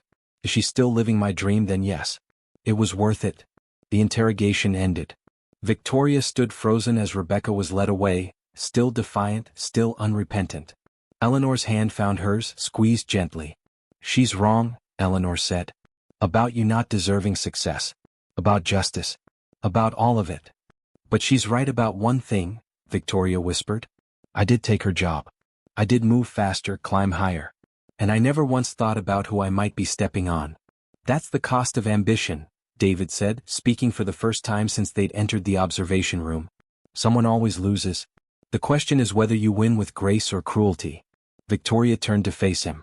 They'd barely spoken since the courthouse, and now here they were, in the aftermath of everything. I won with cruelty, Victoria said. I didn't mean to, but I did. I made Rebecca feel invisible, worthless. Just like I made your mother feel. She took a shaky breath. And I'm sorry. I'm so desperately sorry for all of it. David's expression was complicated, pain and understanding mixed together. I know you are. I've watched you transform yourself these past 2 weeks. I've seen you become someone I could. He stopped, glanced at Natalie. Someone I respect deeply. Natalie stepped forward, her hand finding David's. What David's trying to say is that he forgives you. We both do. But forgiveness doesn't erase what happened, Victoria. It just means we're choosing not to let it define our future. I understand. Victoria looked at their joined hands, felt the finality of it, and found peace. You two are going to be really happy together. I can see it. We will be, Natalie agreed. And so will you. Maybe not with David, maybe not in the way you planned, but you'll find your happiness. Because you're brave enough to change, and that's rarer than you think.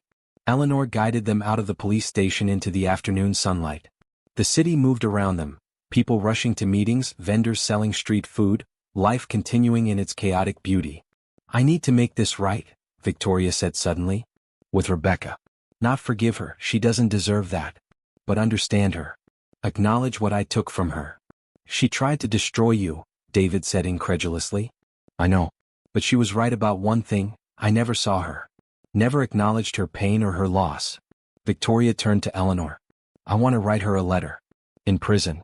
Not to apologize for succeeding, but to apologize for my cruelty and success. Eleanor's smile was proud. That's the regional manager I want leading my stores. Someone who understands that power requires compassion. 2 weeks later, Victoria stood in Luminous Legacy for the first time since the break-in. The store had been restored, the stolen pieces recovered, and the display cases gleamed with renewed promise. But something had changed, or rather Victoria had changed, and the store felt different through her new eyes. Jonathan had been fully reinstated, cleared of all suspicion. He stood beside her now, grinning at the small crowd gathered for her official promotion announcement. Ready for this? He asked. No, Victoria admitted. But I'm doing it anyway. The store was packed. Employees from all the Northeast locations. Corporate executives. Local press covering the story of the dramatic theft and resolution. And in the front row, Eleanor Ashford in an elegant dress that probably cost more than a car, looking every inch the billionaire matriarch she was. Beside Eleanor sat Mrs. Patterson and Mrs. Chin, the witnesses to Victoria's original sin, now here to witness her redemption. And next to them Victoria's mother, wearing a new dress Victoria had taken her shopping for last week. Simple but beautiful, just like Margaret herself. Richard Sterling stepped to the microphone. Ladies and gentlemen, thank you for joining us today. 3 weeks ago this store faced a crisis. One of our managers was accused of a terrible crime, and it would have been easy to believe the worst. But Eleanor Ashford taught me, reminded me, that sometimes the truth requires patience and faith. Victoria's eyes found Eleanor's. The older woman nodded encouragingly. Victoria Buchanan has shown remarkable character throughout this ordeal. She didn't hide. She didn't run. She fought for truth with integrity and courage. And that's exactly the kind of leader we want at Luminous Legacy. Sterling smiled. It's my honor to announce Victoria Buchanan as our new regional manager for the Northeast region. Applause filled the store. Victoria moved to the microphone with shaking hands. Thank you, she began. But I need to be honest with you. 3 weeks ago, I didn't deserve this promotion. I was a good manager in terms of sales and efficiency, but I'd lost sight of what luxury retail should really be about. Making people feel valued, seen, and dignified. She could see people shifting uncomfortably. This wasn't a typical corporate speech. I made a terrible mistake. I judged someone by their appearance and treated them with cruelty. That person happened to be Eleanor Ashford, but it could have been anyone. And that's what makes it unforgivable, not that I didn't recognize her, but that I didn't treat her like a human being deserving of respect. Victoria's voice strengthened. I've spent the past weeks learning what true service means. Not selling expensive jewelry to wealthy clients but serving people, all people, with dignity and kindness. Eleanor was openly crying now, dabbing her eyes with a handkerchief. So I accept this promotion with humility and with a promise. Every store under my management will reflect Eleanor Ashford's true vision. Not just luxury but humanity. Not just exclusivity but inclusivity. We'll train our staff to see the person, not the price tag. To serve with grace, not judgment. Victoria paused, looking directly at the camera recording for the company's internal network. And to anyone who's ever felt invisible in a luxury store, who's ever been judged by their clothes or their appearance, I'm sorry. On behalf of myself and this industry, I'm deeply sorry. You deserve better. And we're going to do better. The applause was thunderous now. Eleanor stood, crossed to the microphone, and pulled Victoria into a fierce hug. I'm so proud of you, Eleanor whispered. So incredibly proud. When they separated, Eleanor took the microphone. I have one more announcement. In addition to her role as regional manager, Victoria Buchanan will be joining the Luminous Legacy Board of Directors. She'll have a voice in company policy and direction. Because the future of luxury isn't about exclusivity, it's about excellence with compassion. Victoria's knees nearly buckled. A board position. At 29. It was beyond anything she'd imagined. After the formal announcements, people crowded around to congratulate her. Jonathan hugged her tight. Her mother cried. Mrs. Chin and Mrs. Patterson both told her they were proud of her transformation. And then David and Natalie approached. David carried a small, elegant box. This is from my mother, he said, handing it to Victoria. But it comes with both our blessings. Victoria opened the box with trembling fingers. Inside, cushioned in velvet, was a necklace. Not the Cartier piece Eleanor had originally looked at, but something even more special. A vintage pendant on a delicate chain, with 3 small diamonds arranged in a trinity pattern. It was my grandmother's, David explained. Not the wedding necklace, that's still being reserved for family. But this was her everyday piece. The one she wore when she wanted to remember that she was loved. I can't accept this, Victoria whispered. You can, Natalie said firmly. Because you're family now. Not in the way you originally hoped, but family nonetheless. Eleanor considers you a daughter in spirit, and we want you to have this as a symbol of that bond. Victoria put the necklace on with Margaret's help, and when she looked in the mirror she saw not the polished, ambitious woman she'd been, but someone softer. Someone real. Eleanor appeared beside her in the mirror's reflection. There's one more thing I want you to see. She led Victoria to a private office at the back of the store, where a framed letter hung on the wall. Victoria recognized her own handwriting, the letter she'd written to Eleanor after her 2 weeks at the shelter, detailing everything she'd learned about herself and others. I wanted you to remember, Eleanor said. To remember who you became and why. Because success is intoxicating, Victoria. Power is seductive. And it's easy to forget the lessons we learned in our darkest moments. I won't forget, Victoria promised. I swear I won't. I know you won't. Because you're not the same woman who threw me out of this store. Eleanor's smile was gentle. You're the woman who learned to see me. And that makes all the difference. As the celebration continued around them, Victoria felt a profound sense of peace. She'd lost David, but gained Eleanor's mentorship and friendship.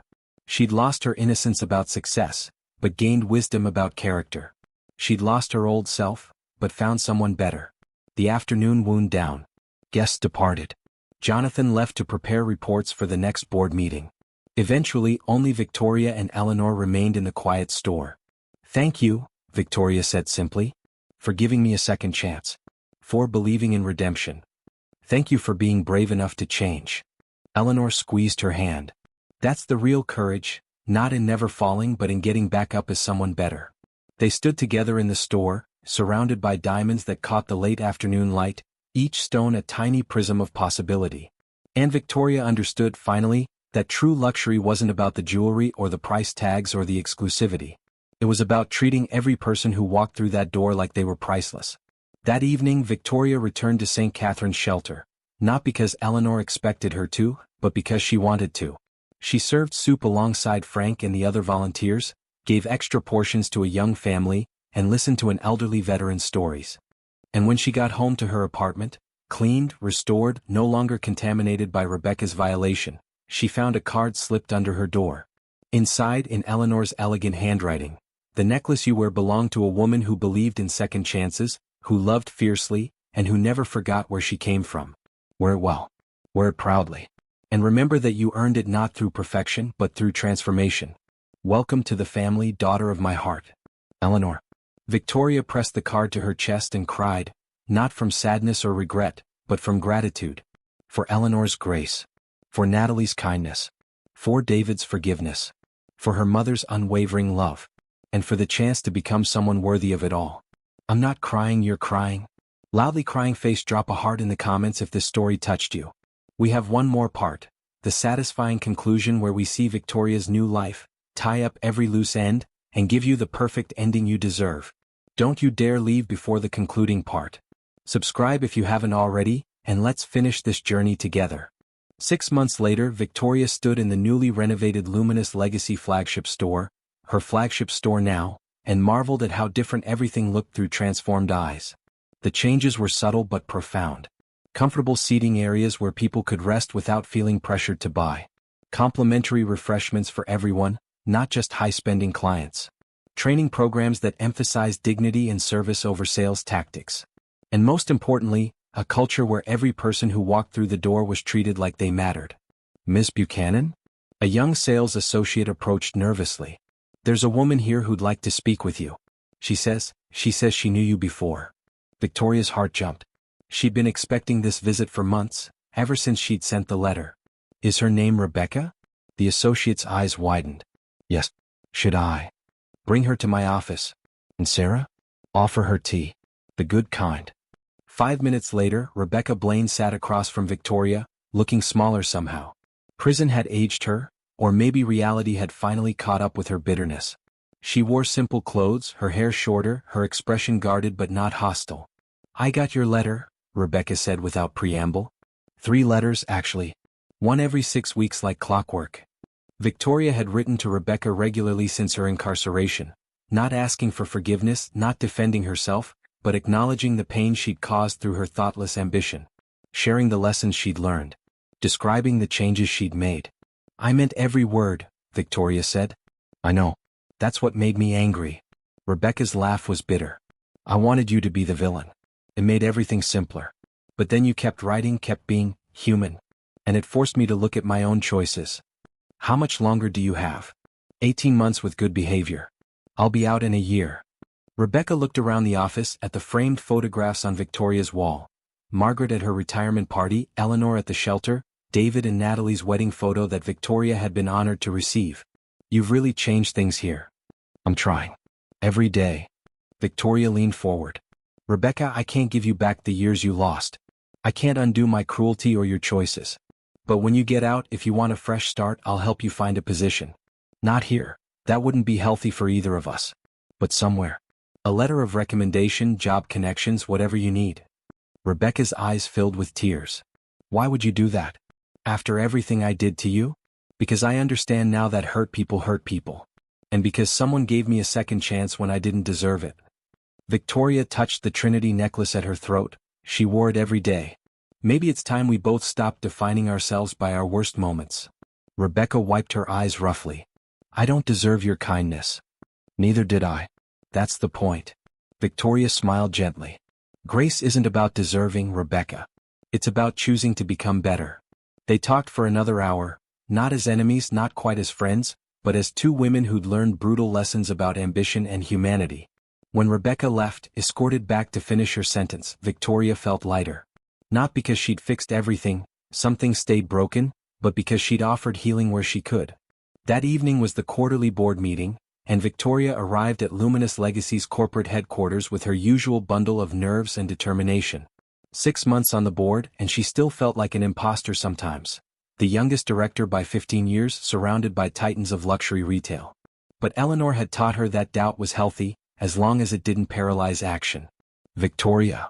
Thomas Reed from Boston greeted her warmly. I heard about the inclusion initiative you launched last month. Brilliant work. My team wants to implement something similar. The inclusion initiative, free jewelry appraisal days where anyone could bring family pieces to be assessed and cleaned, regardless of whether they purchased anything. It had been controversial at first, but the goodwill and positive press had translated into unexpected sales increases. Turned out when you treated people with dignity, they remembered. Happy to share the training materials, Victoria said. The meeting proceeded through standard business, sales figures, expansion plans, market analysis. Then Eleanor, as chairwoman, called for new business. I want to propose something radical, Eleanor said, her voice strong despite her 72 years. A scholarship program. Full funding for underprivileged young people to enter luxury retail management. Training, mentorship, placement. Not charity, investment. In people who understand both struggle and aspiration. The other board members shifted uncomfortably. It was expensive. It was risky. It was unconventional. Victoria cleared her throat. I'll second the motion. And I'd like to volunteer to run the program. Eleanor's smile was radiant. I was hoping you'd say that. They voted. It passed, narrowly, but it passed. As the meeting adjourned, Eleanor pulled Victoria aside. Walk with me, she said.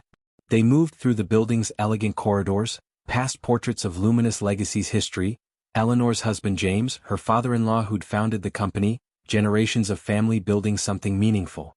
I'm getting old, Eleanor said without preamble. Eleanor, don't. I am. And I've been thinking about succession. About who should lead this company when I can't anymore. Eleanor stopped at a window overlooking the Manhattan skyline.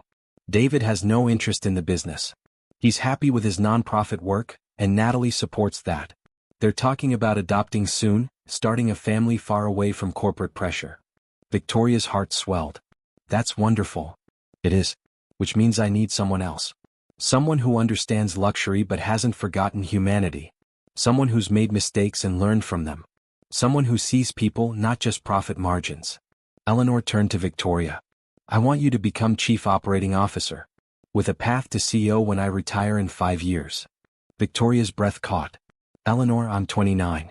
I've been regional manager for 6 months. And in those 6 months, you've transformed 4 underperforming stores, launched 2 successful initiatives, and shown more character than executives twice your age. Eleanor's gaze was steady. I'm not offering this because you're perfect. I'm offering it because you've proven you can grow, change, and lead with both strength and compassion. That's rare, Victoria. That's precious. I don't know what to say. Say you'll think about it. Talk to your mother. Talk to people you trust. And give me an answer in a month. Eleanor squeezed her hand. But know this, I wouldn't offer if I didn't believe you were ready. You've earned this, daughter of my heart. Every bit of it. Victoria called her mother from the car, voice shaking as she shared the news. Margaret laughed and cried and said she'd always known Victoria would do extraordinary things, but she was prouder of the woman Victoria had become than any title she might earn. Come over for dinner, Margaret said. I made your favorite. Victoria arrived to find not just her mother, but Jonathan and his boyfriend and surprisingly Natalie. Eleanor called me, Natalie explained with a grin. Said you might need some counsel. Plus I brought wine. They sat around Margaret's small kitchen table, the same one Victoria had eaten breakfast at as a child, and talked for hours. About the COO position. About responsibility and fear and potential. About whether Victoria was ready. Here's what I think, Jonathan said. 6 months ago you would have said yes immediately without thinking. You'd have grabbed that title with both hands because it validated you. And now? Victoria asked. Now you're asking if you're ready? You're considering the weight of it. That's growth. Jonathan raised his glass. You're ready precisely because you're questioning it. Natalie nodded. And you won't be alone. Eleanor will mentor you. The board supports you, I've heard them talk. You have a network now, Victoria. Use it. Margaret just smiled, the proud, knowing smile of a mother who'd raised her daughter to be kind and had watched her rediscover that kindness the hard way. What does your heart tell you? Margaret asked. Victoria touched the Trinity necklace. Thought about Eleanor's belief in her. About the scholarship program that could change lives the way her own life had been changed. About the chance to reshape an entire industry toward compassion. My heart says I'm terrified, Victoria admitted. But also that I want to try. I want to prove that you can be successful and kind. Ambitious and compassionate. That those things aren't opposites, they're complements. Then you have your answer, Margaret said simply. 1 month later, Victoria stood before the board again, this time to accept the COO position. The vote was unanimous. Eleanor cried, happy tears this time, proud tears. The press release went out, and Victoria's phone exploded with congratulations. But the message that meant the most came from David. Congratulations, Victoria. You've earned this and so much more. Thank you for showing me that people really can change. You'll do amazing things. David. And another from Natalie. Welcome to the executive ranks. Let's grab lunch next week. I want to pick your brain about the board position I've been offered at a nonprofit. Also, David and I are pregnant. You're going to be Aunt Victoria whether you like it or not. Nat. Aunt Victoria. The title made her cry in the best way. She'd lost the romantic future with David, but gained something just as precious. A place in his life, in Eleanor's life, in a family built not on blood but on forgiveness and growth. 6 months after that, 1 full year since the day Eleanor walked into luminous legacy in rags, Victoria returned to St. Catherine's Shelter for a special event. The scholarship program's first class of 10 students stood nervously in the shelter's main hall, about to meet their mentor for the evening. Victoria had insisted they start here, serving dinner, understanding that luxury retail was about people first. Eleanor stood beside Victoria, older but somehow more vital, watching the young people with hope in her eyes. "Thank you," Victoria said quietly. "For everything. For the second chance. For believing in redemption. For teaching me that success without character is just noise. Thank you for proving I was right to believe." Eleanor took her hand. "You know, when James died, I thought my purpose died with him. The shelters were his dream and I kept them running out of obligation. But watching you transform, helping you transform, reminded me why we do this work. To give people dignity. To give people hope." Eleanor corrected gently. "Dignity is the foundation. Hope is the gift." The students began serving dinner, awkward but earnest, and Victoria saw herself in their determination. Saw the potential for growth, for mistakes, for learning. A young woman approached the serving line, elderly, poorly dressed, with kind eyes. One of the students hesitated, clearly fighting learned prejudice. Victoria moved to stand beside him. "It's okay to be nervous," she said quietly. "Just remember, every person who comes through that line has a story. Your job is to honor it." The student nodded, squared his shoulders and smiled at the woman. "Good evening. How are you doing today?" The woman's face lit up. "Better now, young man. Thank you for asking. Such a small thing. Such a profound thing." As the evening wound down, Victoria found herself alone in the shelter's kitchen, washing dishes alongside Frank, who'd been volunteering here since before she was born. "You've come a long way," Frank said. "I have far to go," Victoria replied. "Don't we all?" Frank dried a plate, set it carefully in the rack. "But here's what I've learned in 20 years of this work. It's not about the destination. It's about showing up. Every day. Choosing kindness even when it's hard.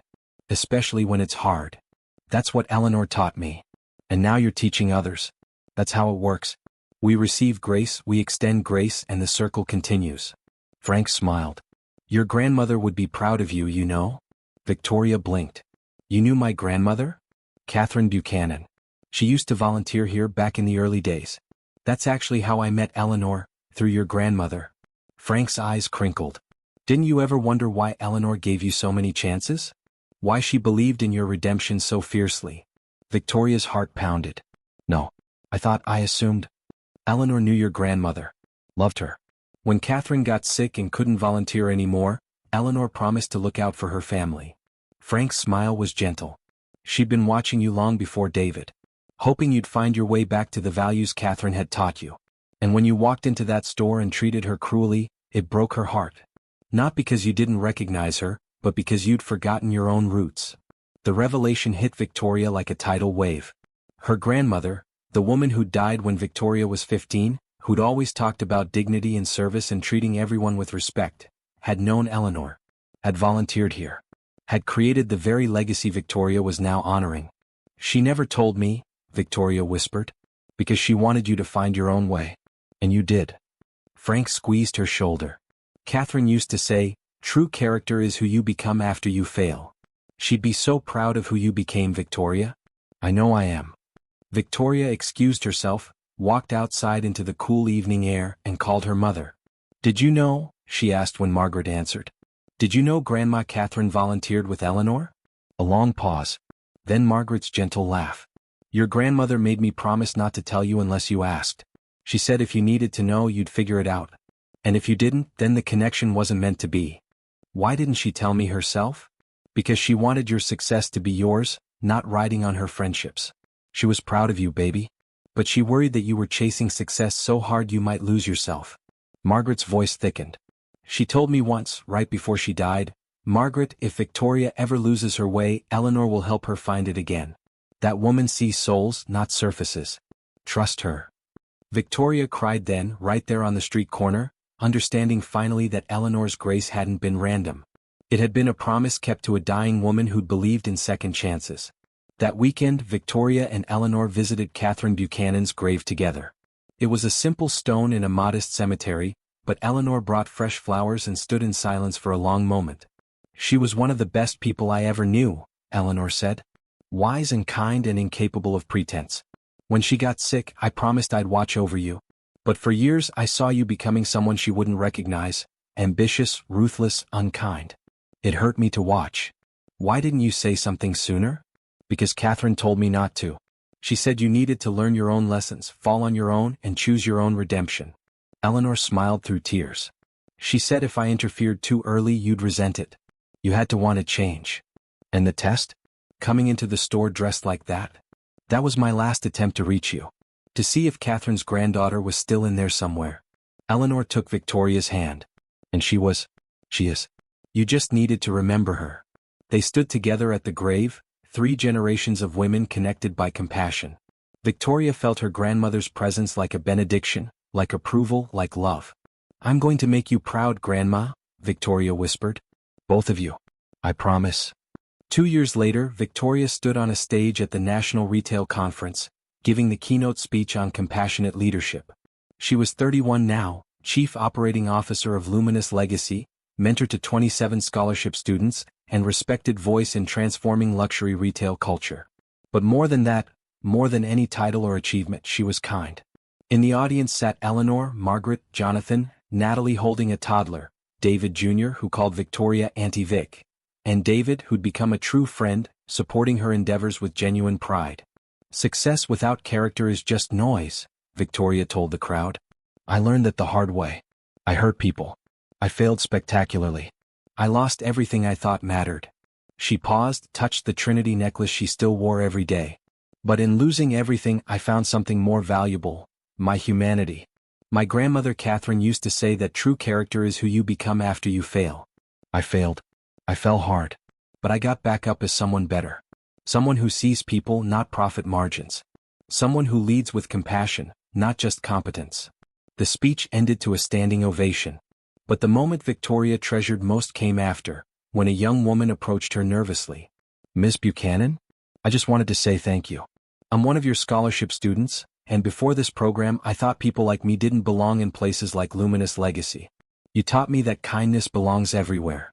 Victoria pulled the young woman into a hug, remembering when she'd been that uncertain, that hungry for validation. "You belong," Victoria said firmly. "You absolutely belong. And I can't wait to see what you'll do." That evening, Eleanor hosted a small dinner at her home, the first time Victoria had been invited to the Ashford family estate. The house was elegant but warm, filled with photographs and memories and love. To Victoria, Eleanor raised her glass. "Who proved that redemption isn't just possible, it's beautiful." "To second chances," David added.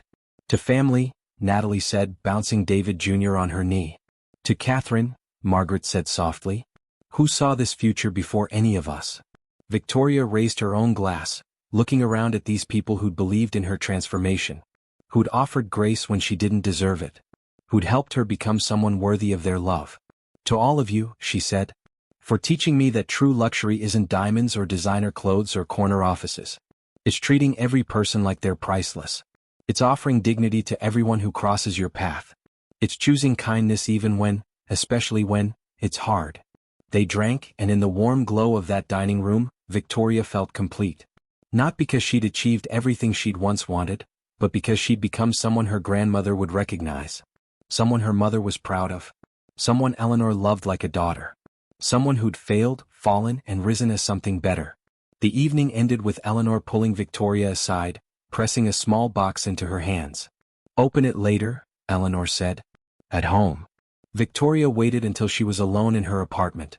The same apartment she'd once shared with David, now filled with photographs of her chosen family and mementos of her journey. She opened the box carefully. Inside was a letter in her grandmother's handwriting, yellowed with age. "My dearest Victoria, if you're reading this, it means you've found your way back to yourself. Eleanor promised she'd give you this letter when the time was right, when you'd become the woman I always knew you could be. I've watched you chase success so desperately and I've worried. Not because ambition is wrong, but because you seem to think you had to choose between success and kindness. You don't. The strongest leaders are those who've fallen and learned grace in the falling. Remember, my darling girl, You come from a line of strong women. Women who've worked hard, loved deeply, and treated everyone with dignity. That's your real inheritance. Not money or status but character. Hold on to it. Live it. Pass it on. I'm so proud of you. Not for your achievements but for your heart. For the kindness I know you'll rediscover when you need it most. All my love, always, Grandma Catherine. Victoria read the letter 3 times, crying through each reading. Then she placed it carefully in a frame beside Eleanor's card from a year ago, creating a gallery of grace, reminders of who she'd been, who she'd become, and who she aspired to remain. The next morning, Victoria returned to St. Catherine's shelter, named she now knew after her grandmother. She served breakfast, talked with regulars, and helped a young family navigate social services.